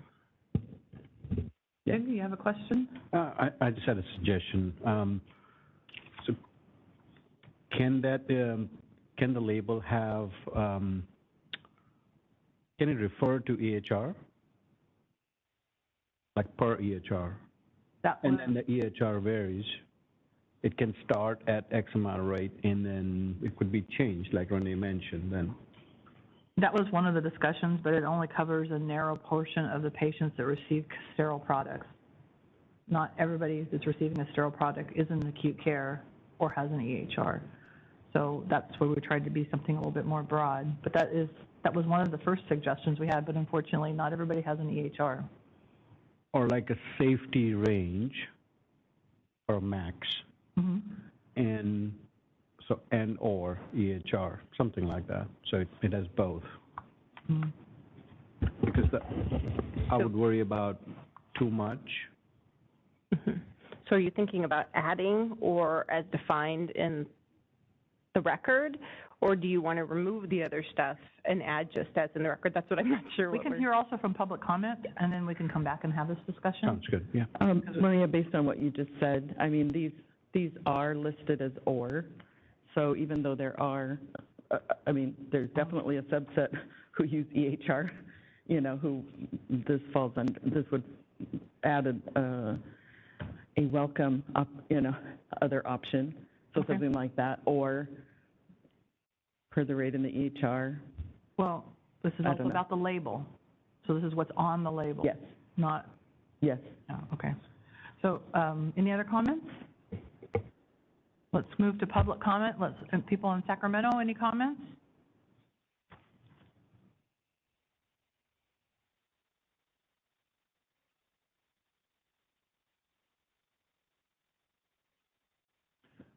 Andre from Sutter Health again. 13A, number 3, I'd like to continue the conversation. This rule assumes that all CSPs are administered at a certain rate, while many are compounded in a volume where a rate of administration is appropriate. This does not allow for CSPs administered where a rate is not relevant. For example, CSP prepared in syringes that will be administered via IV push, irrigations, ophthalmic dosage forms, aqueous preparations for pulmonary inhalations, baths, soaks, and implants. And I took these examples straight from USP. I think if we do want to include the rate, please help us by defining what does rate mean. Because commonly I would think as a rate as mils per hour, but a rate is also infuse 100 mils over 30 minutes. That is the very definition on a rate of a rate as well. I think if we do want to make a slight tweak to the language of number 3 is to have it read for admix IV infusions, the rate will apply to that, but not to anything else. Going on to 13A4, I would like to request if exemption can be given for hospital pharmacies function in a HAC section 1250A acute care hospital from the requirements of having the compounding facility be present on the label. And 13B, any CSP dispensed for a patient and rated for dispensing to a patient shall also include on the label the information required by BPC 4076. Hospital pharmacies functioning in a section 1250A, it is requested to exempt hospital pharmacies from this particular requirement. Again, as it's previously stated, the source of truth in a hospital is the MAR, and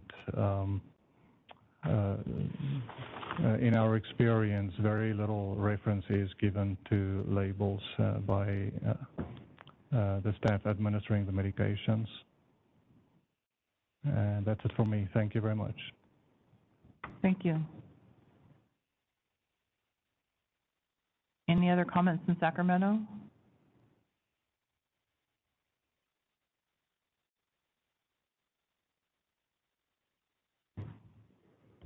Hi, this is Melanie Horn from Sutter Health. I just also wanted to point out in regards to if there was not an exemption regarding display of both the compounding and dispensing facility.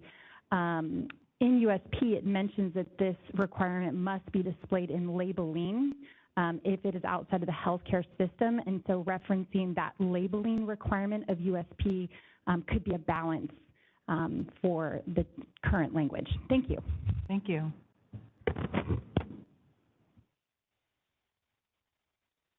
Okay, I think we're ready for WebEx comments. Thank you, Madam Chair. I've opened up the Q&A. If any member of the public would like to comment, please type comment using the field in the lower right-hand corner of the screen, or simply raise your hand. I see we have a request for comment from Robert Jackson. Robert, you should be able to unmute yourself. Thank you, moderator. Robert Jackson, representing CPS Solutions. Thank you for taking my comment. Madam Chairperson Serpa, I wanted to respond to your comment regarding the written comments, and there was one from Cedars-Sinai that I wanted to point out. They did make a comment in regards to subsection B.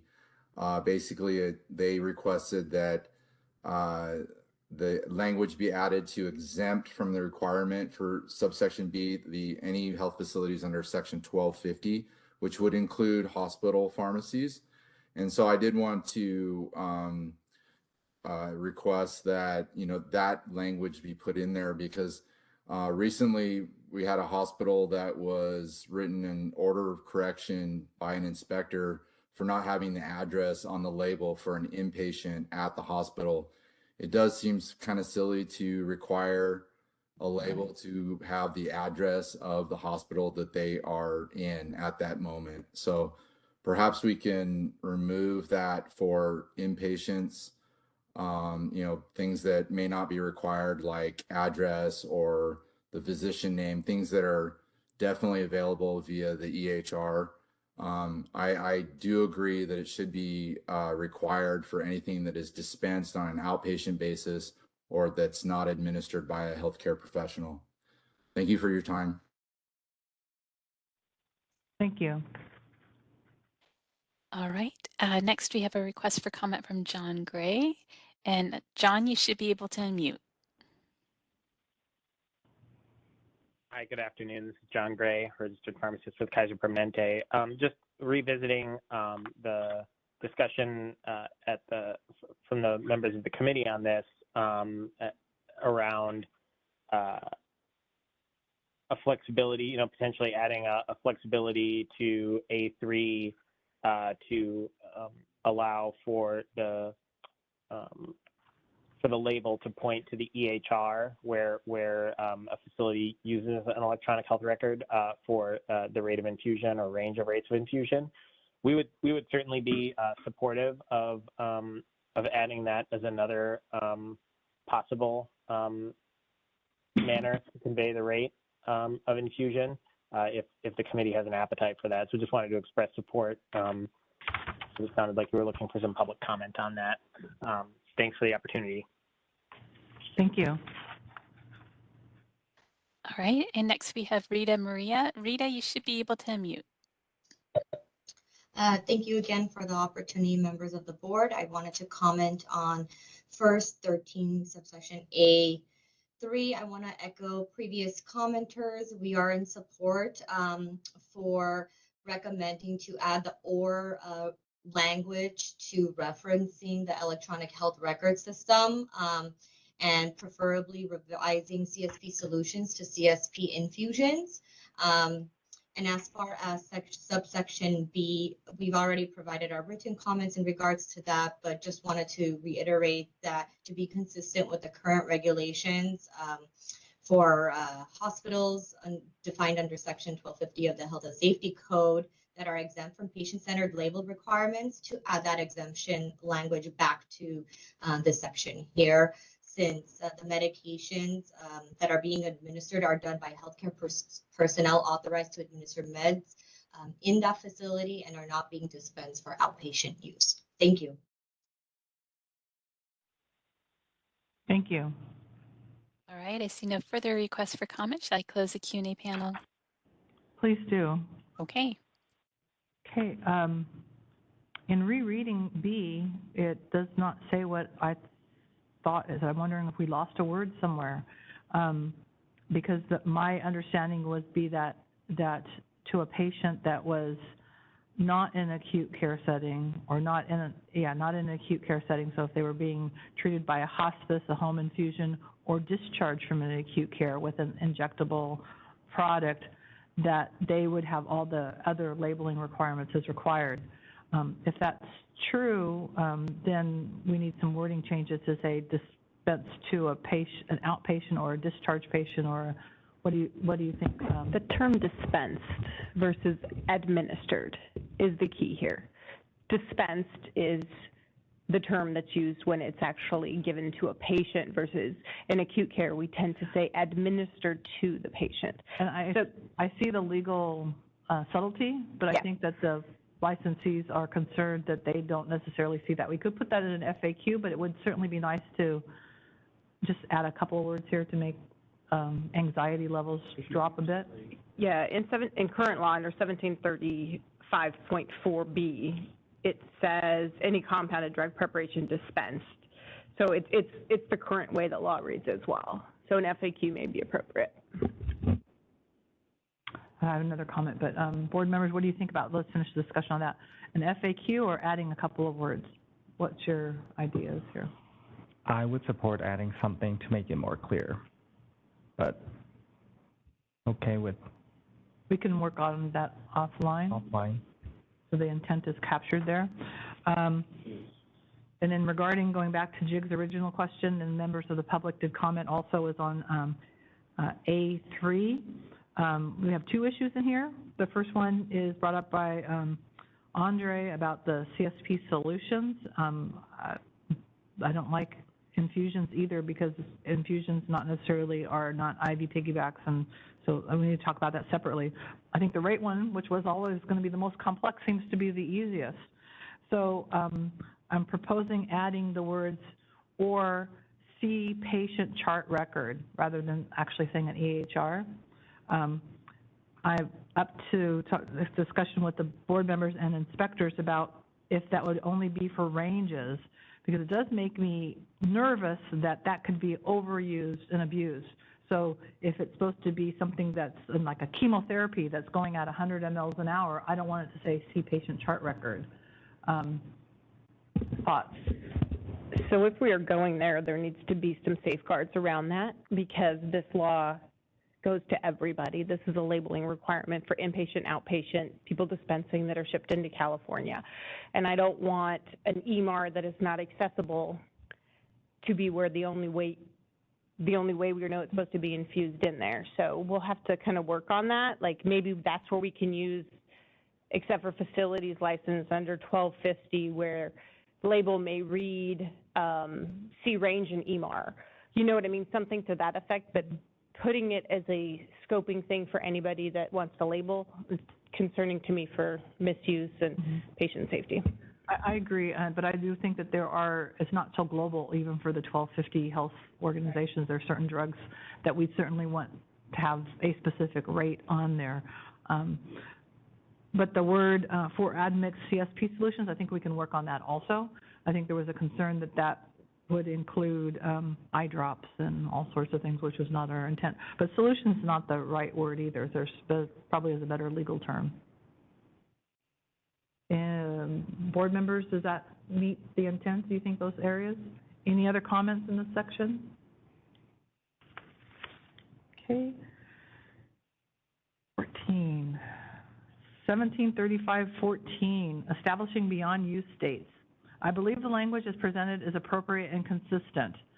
The section emphasizes some items that I believe are common sense, but regrettably, we see enforcement actions, for examples, where the beyond use state established is beyond that of one of the components used in the preparation. I recommend FAQs for this section. This FAQ would clarify some of the USP chapter requirements using a CSP as a component related to in-time use versus BUD.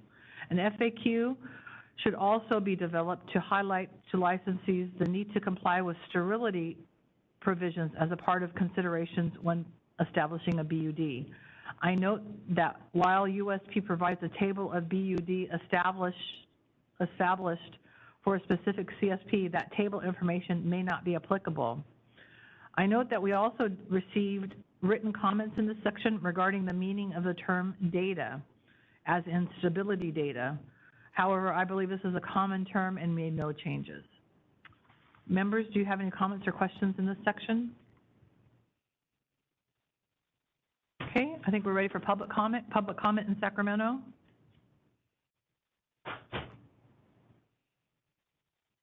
Okay, seeing none, I think we're ready for WebEx comments. Thank you, Madam Chair. I've opened up the Q&A panel. If any member of the public would like to comment, please type comment using the field in the lower right-hand corner of your screen, or simply raise your hand. We'll give you a moment. All right, I see Jeffrey Nahira. Jeffrey, you should be able to unmute. Hi, thank you. For section A3 here, it says the shortest remaining expiration date or BUD of any starting components, or sorry, B, sorry. A CSP labeled with a BUD with only a date shall expire at midnight at that date. I would suggest the board amend that to state end of day, only because if you're shipping outside of California, that midnight time frame may change. Thank you. All right, I see no further requests for comment. Shall I close the Q&A panel? Please do, thank you. You're welcome. Board members, any further discussion in this section? No, okay. That is...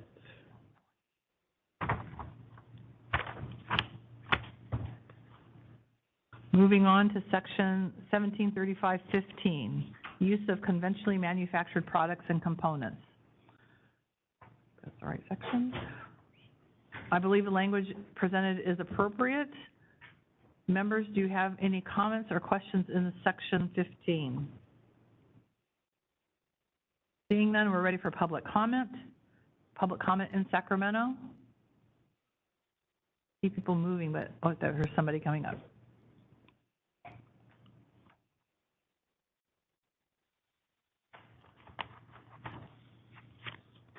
Hi, Melanie Horn with Sutter Health. I only wanted to clarify, I think this is actually asked in some of the pre-material submission for 1736.15B.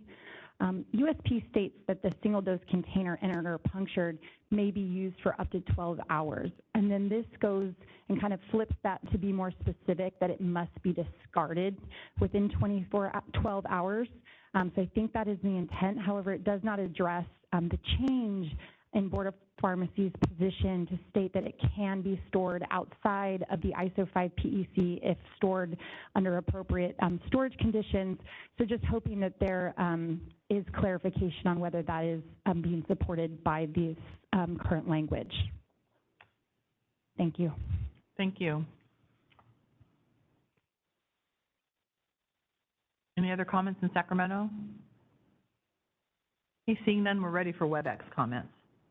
Thank you, Madam Chair. I've opened up the Q&A panel. If any member of the public would like to comment, please type comment using the field in the lower right-hand corner of your screen or simply raise your hand.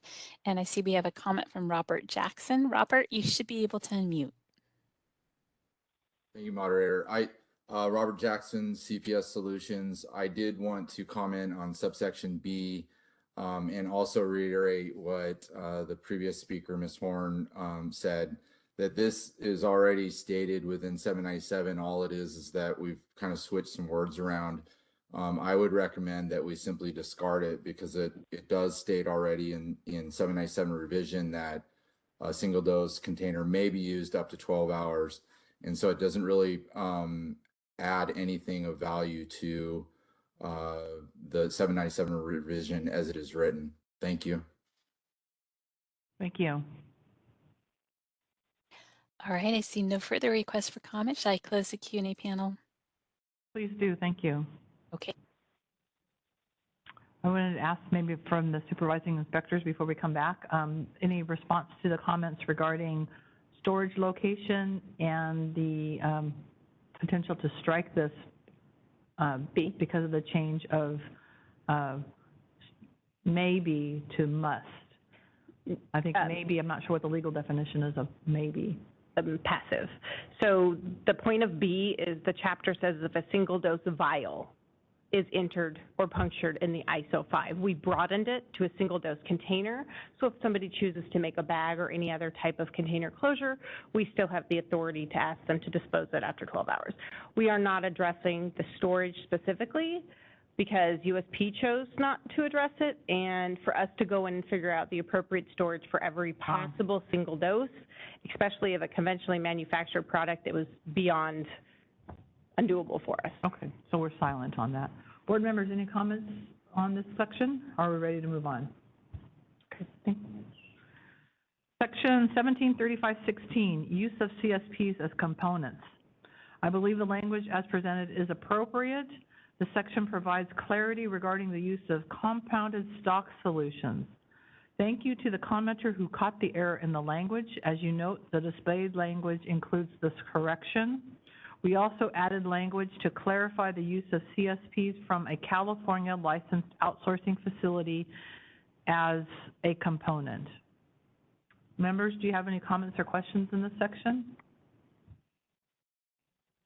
Seeing none, let's go to public comment in Sacramento first.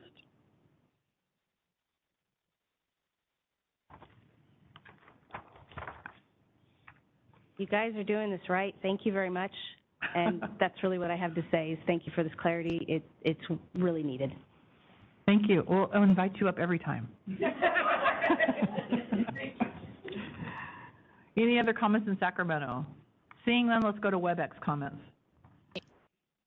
Thank you, Madam Chair. I've opened up the Q&A panel. If any member of the public would like to comment, please type comment using the field in the lower right-hand corner of your screen, or simply raise your hand. We'll give you a moment.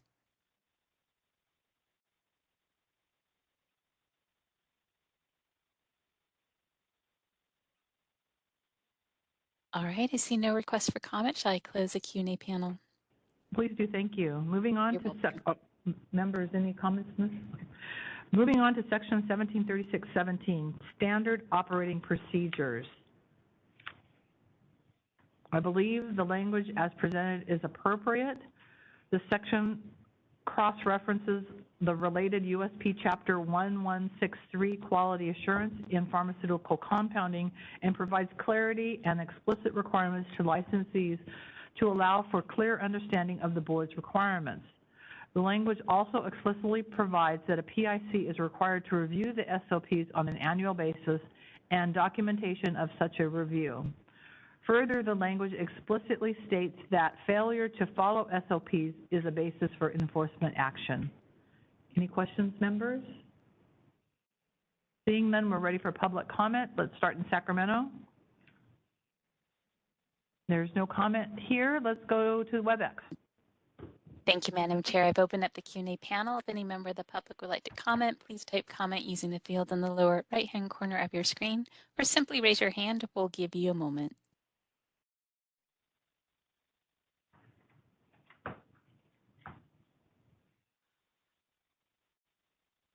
All right, I see a request for comment from John Gray. John, just a moment. All right, John, you should be able to unmute. Hi, thanks very much. This is John Gray, registered pharmacist with Kaiser Permanente. Thanks again for the opportunity to provide comment. Just want to comment on a general concern. It pops up here in this chapter, or in this section, but also in a couple other sections, and I'll flag it here and then leave it alone elsewhere. And that is that we have significant concerns about requiring compliance with the entirety of USP chapters, other USP chapters, and incorporating them by reference. In this case, in this section, it's the entirety of chapter 1163. First, in the words of USP, chapters 1000 through 1999 are for informational purposes only. And additionally, and more pertinently than that, because obviously you can reference whatever you all want. Chapter 1163 references many additional USP chapters, some of which are referenced directly in 797, some of which are not. And we believe that incorporating the entire chapter by reference is likely to cause confusion among designated persons and PICs as to which elements of this chapter of 1163 are truly applicable to their practice and what requirements Board of Pharmacy inspectors will evaluate during annual sterile compounding inspections or other visits to their pharmacy. So we would suggest that if there are elements of a chapter that the board believes licensed sterile compounding pharmacies must comply with for patient safety reasons, then the board should incorporate those specific elements into the regulation rather than referencing an entire chapter that, in some cases probably does not universally apply to sterile compounding in many practice settings. So that's the concern we want to express.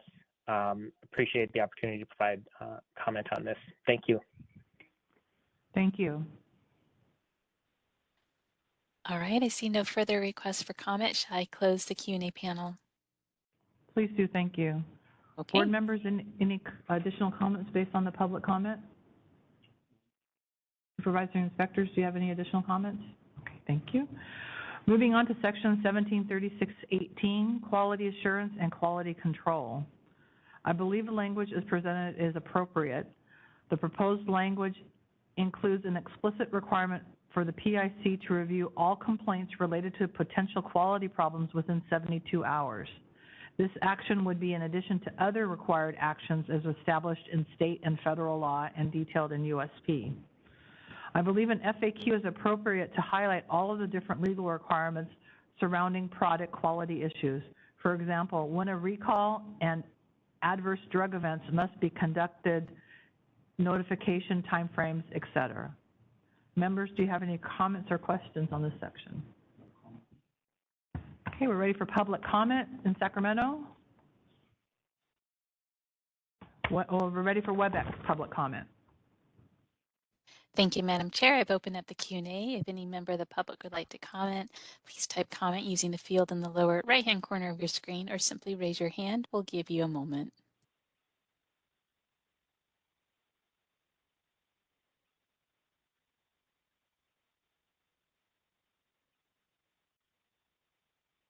All right, I see no requests for comment. Shall I close the Q&A panel? Please do, thank you. You're welcome. Moving on to 1736.19, CSP handling, storage, packaging, shipping, and transport. I believe the language as presented is appropriate.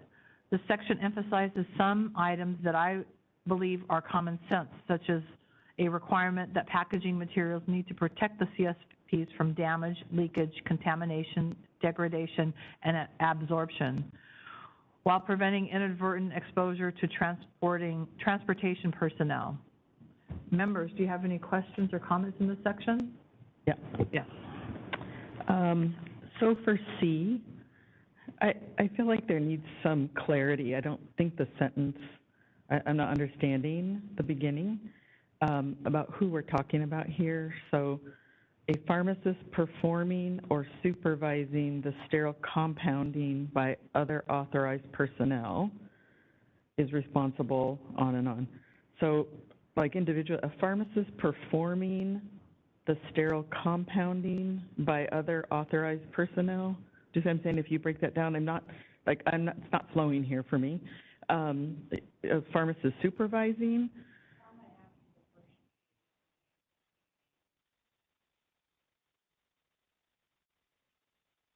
Sorry, what was that? They're two separate things. A comma after the first three words and then a comma after personnel sets the pharmacist compounding or supervising other personnel. So you would go, the pharmacist is. Does that make sense? We could also say a pharmacist compounding or overseeing compounding, because that's the USP term is overseeing. Yeah, yeah. And get rid of some, we just use current law. Okay, yeah, that just somehow makes, maybe in light of reading the new USP.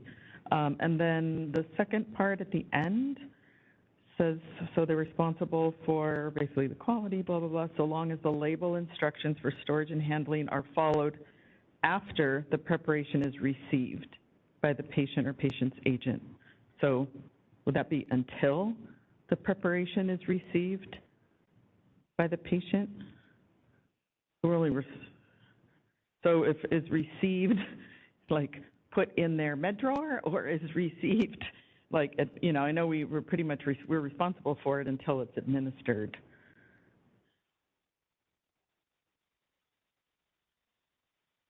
I'm looking to see if this is what the current law says, because I think the intent is that as long as the patient is following what it is labeled as, then it's good for the BUD, so the pharmacist should be responsible for the labeled BUD as long as the patient handled it according to what it was labeled to be handled as. Does that make sense? Maybe not the best way we worded it, but that's the intent. Okay.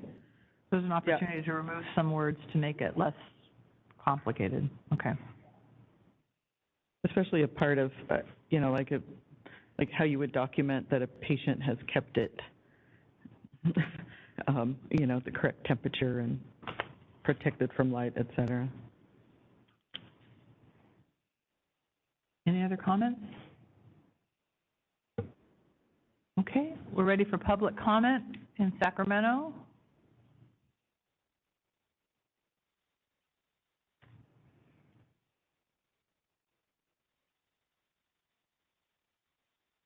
Hi, this is Melanie Horn. I just wanted to comment on that same 1736-19C and just reference, we had mentioned earlier the use of patient or patient's agent and determining if that's applicable when we dispense to other healthcare workers or other healthcare facilities, and just defining if those applications are applicable to that setting versus directly to the patient and patient agent. Thank you. Thank you. So I was able to find current law, if it helps, 1735.2G, the pharmacist performing or supervising compounding is responsible for the integrity, potency, quality, and labeled strength of a compounded drug preparation until the beyond use date indicated on the label, so long as the label instructions for storage and handling are followed after the preparation is dispensed. So it's very similar to what current law says. Doesn't mean it can't use some love.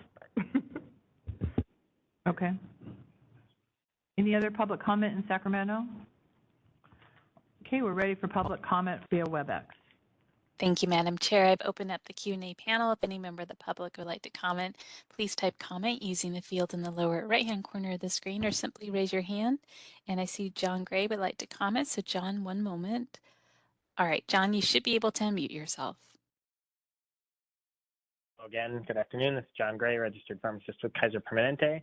Thanks for the opportunity to comment. My comment is also on 1736-19C. Just want to flag that this before the edits were made, this is essentially identical to the language in 1736-12A. So we're just curious if that language needs to be present in both places of the regulation. We don't see.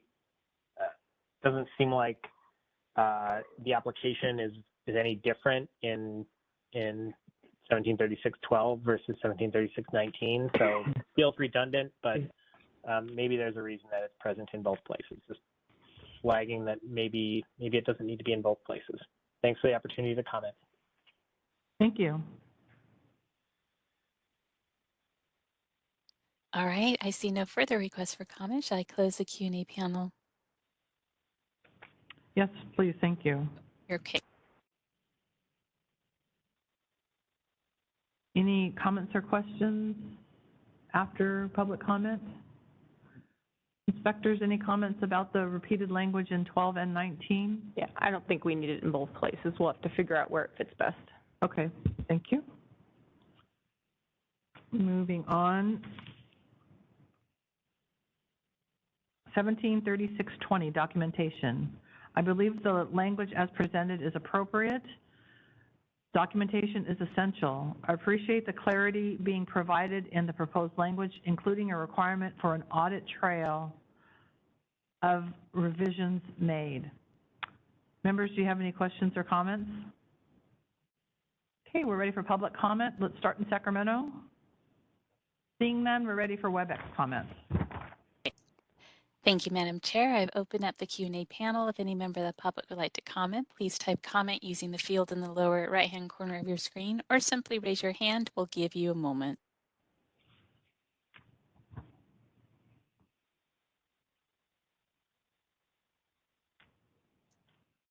All right, I see no requests for comment. Shall I close the Q&A panel? Please do, thank you. Okay. 173621, compounding allergenic extracts. I believe the language as presented is appropriate. I note that USP requirement related to compounding allergenic extracts are far more specific in the new chapter. Members, do you have any questions or comments in this section? So I just have a consistency for the chapter, kind of the same as my comment earlier, using USP chapter number name. So it's an entirety, but also, and that might be somewhat redundant when that's entered, but after USP 51, container closure integrity closure test, I think that other second closure could be removed. So that was it. The second closure could be removed. Container closure integrity test. Good, thank you. Any other comments? Okay, we're ready for public comment. Let's start in Sacramento. Yeah. Melanie Horn from Sutter Health. I just wanted to comment on 1736.21A. I never knew I would get to have the opportunity to have so much experience with allergenic extract compounding, but thanks to some of our 503B suppliers, that is the case. The statement here says any allergenic extract compounding shall take place in a dedicated PEC. No other CSPs may be made in this PEC. I just want to point out a couple things. First, that the allowance sounds to restrict using the allowable ACEA.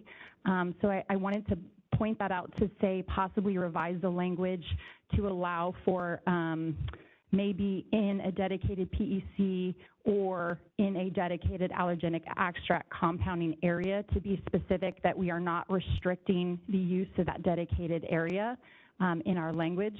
And then secondly, just a thought, I'm not opposed to this altogether, but allergenic extracts are FDA from registered manufactured facilities, and they are sterilized.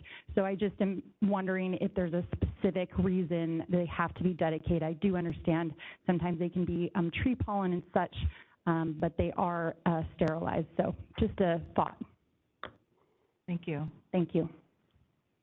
So I think that's a really good question for the inspectors about the SCA. So definitely not one of my areas of great expertise. So I don't think the intent was to completely remove the allowance of that, but the question really would be, do we want to allow a pharmacy to compound allergen extracts not in a primary engineering control, because the AECA does not require a primary engineering control. And if that is the intent, then A would be okay the way it's written. But if the intent is to allow them to do it without a PEC, then it just really depends on where we want to go. I mean, it's pharmacy. Our standard tends to be higher than other practices doing the same thing.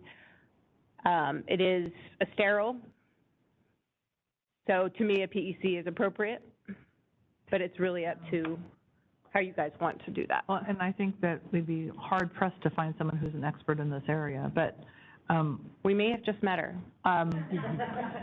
Whether she wanted but it or not. I think the issue was about cross-contamination. Right. So I'm wondering if we should just be silent on that and say that in a dedicated area or location. Thoughts? So even if a product is considered to be sterile, it does not mean it won't contaminate the area. So let's think about why we don't do our HD in our non-HD, because no matter how much you clean, it still can be contaminated. You can still have a sterile pyrogen. You can still have sterile particulate. So the question really is do we want grass and weed and dog dander and things like that to possibly contaminate our sterile compounding stuff that we're making antibiotics in? So it's really about the possibility of cross-contamination. To me, this is such a small percentage of our practice population, it's really hard for me to say, you know, absolutely no, but I think that there is, in my mind, a definite risk. I wouldn't want my products, my family's products necessarily contaminated with an allergen that maybe I didn't know that my kid was allergic to until they got the cefazolin that was made in the hood right after it. But it's a theoretical, it's not a recurrent thing that I see. So how does USP differ from what we're having here on A? We just put shall. It's all and they said should. So is there wording dedicated PEC says should? It says, so 21.3, compounding process must occur in an ISO 5 class PEC or a dedicated allergen extract compounding area. That must be located, so it talks about an SCA facility. So it says must. No, it talks about the facility, but it doesn't talk anything about a possible cross-contamination. It says all surfaces must be cleaned and disinfected daily, and it goes into similar sterile processing stuff, but I don't recall off the top of my head in this section whether it ever requires specifically them to be separate units. I'm guessing on the based on the way that we drafted it, it does not.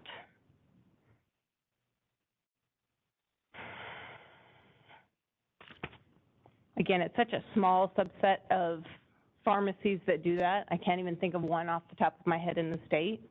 That maybe we can open it up to provide somebody to provide us public comment on that. Well, and also that makes me wonder as to why we should have anything. We would just stick with what USP says. That's another alternative. Members, thoughts, considerations? Again, not being an expert at this either, but having been made a little more familiar. But I do know, like, just, I don't know if it's particularly relevant, but they do have preservatives, right? So it's not just a single use. They actually have quite long expirations, if I remember right.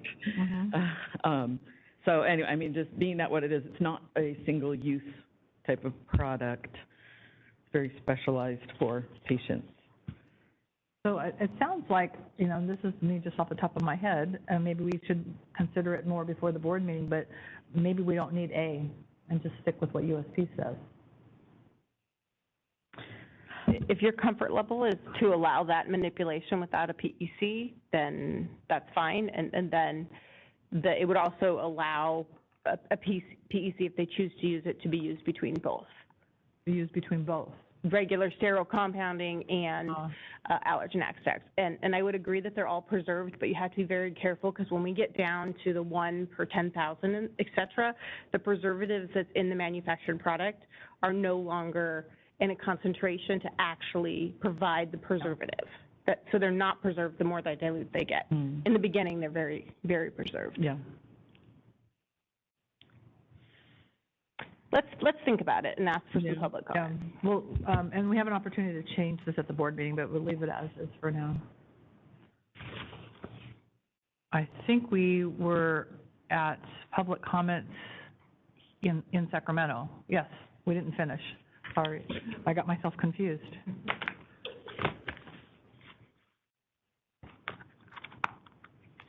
No longer in I do have experience in this arena also, having started a similar service providing this at the previous hospital where I worked. And so just to clarify, the product is well preserved. In my opinion, a PEC is not necessarily needed for that. Even though we want to practice at a higher level as pharmacists, I think in this case we have to keep in mind what the product is. It is preserved, and as it gets diluted, the beyond use date gets shortened as well. And so I think if we're going to keep this section in here, although I'm in agreement that we may choose to leave it out also, I think we have to change it so it says it must occur in ISO class 5 PEC or, like it says in USP, in a dedicated allergenic extract compounding area or AECA. Great, thank you. Yeah, thank you.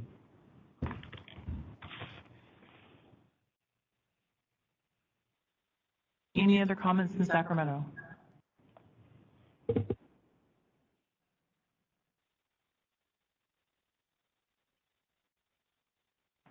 Let's move on to WebEx comments. Thank you, Madam Chair. I've opened up the Q&A panel. If any member of the public would like to make a comment, please type comment using the field in the lower right-hand corner of the screen or simply raise your hand. Our first request for comment is from Tyler. And Tyler, you should be able to unmute yourself.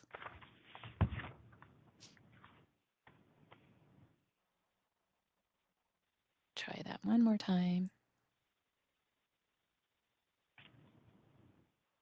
All right, it looks like Tyler is not able to unmute him or herself, so we will go to Chi Xu and come back. So Chi, you should be able to unmute yourself.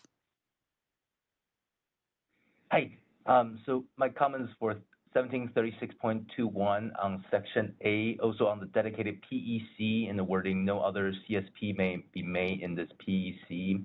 The wording requiring a dedicated PEC potentially constrict pharmacy workflow and displays resources that could cause delay in patient care where that PEC is needed.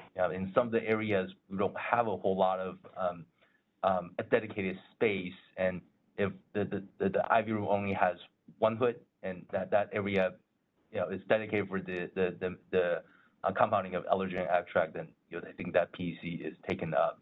We ask the board consider adopting this 797 language as is and allow the use of AECA for allergenic extract for BUD and BUD determination.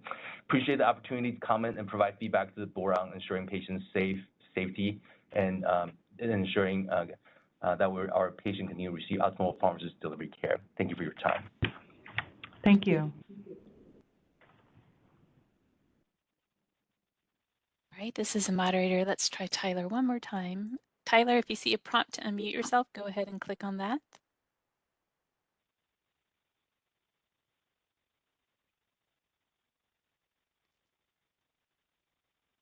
All right, so I'm not sure if Tyler does not have the ability to speak, but Tyler did type a comment in the Q&A.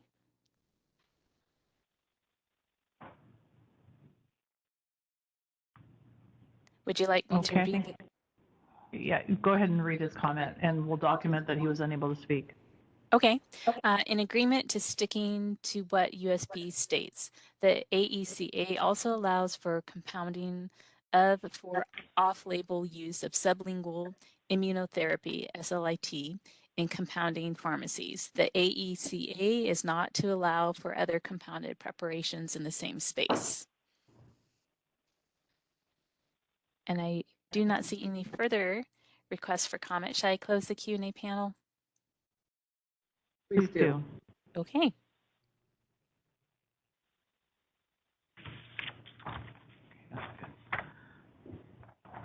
Thank you, everyone, for your participation and discussion today.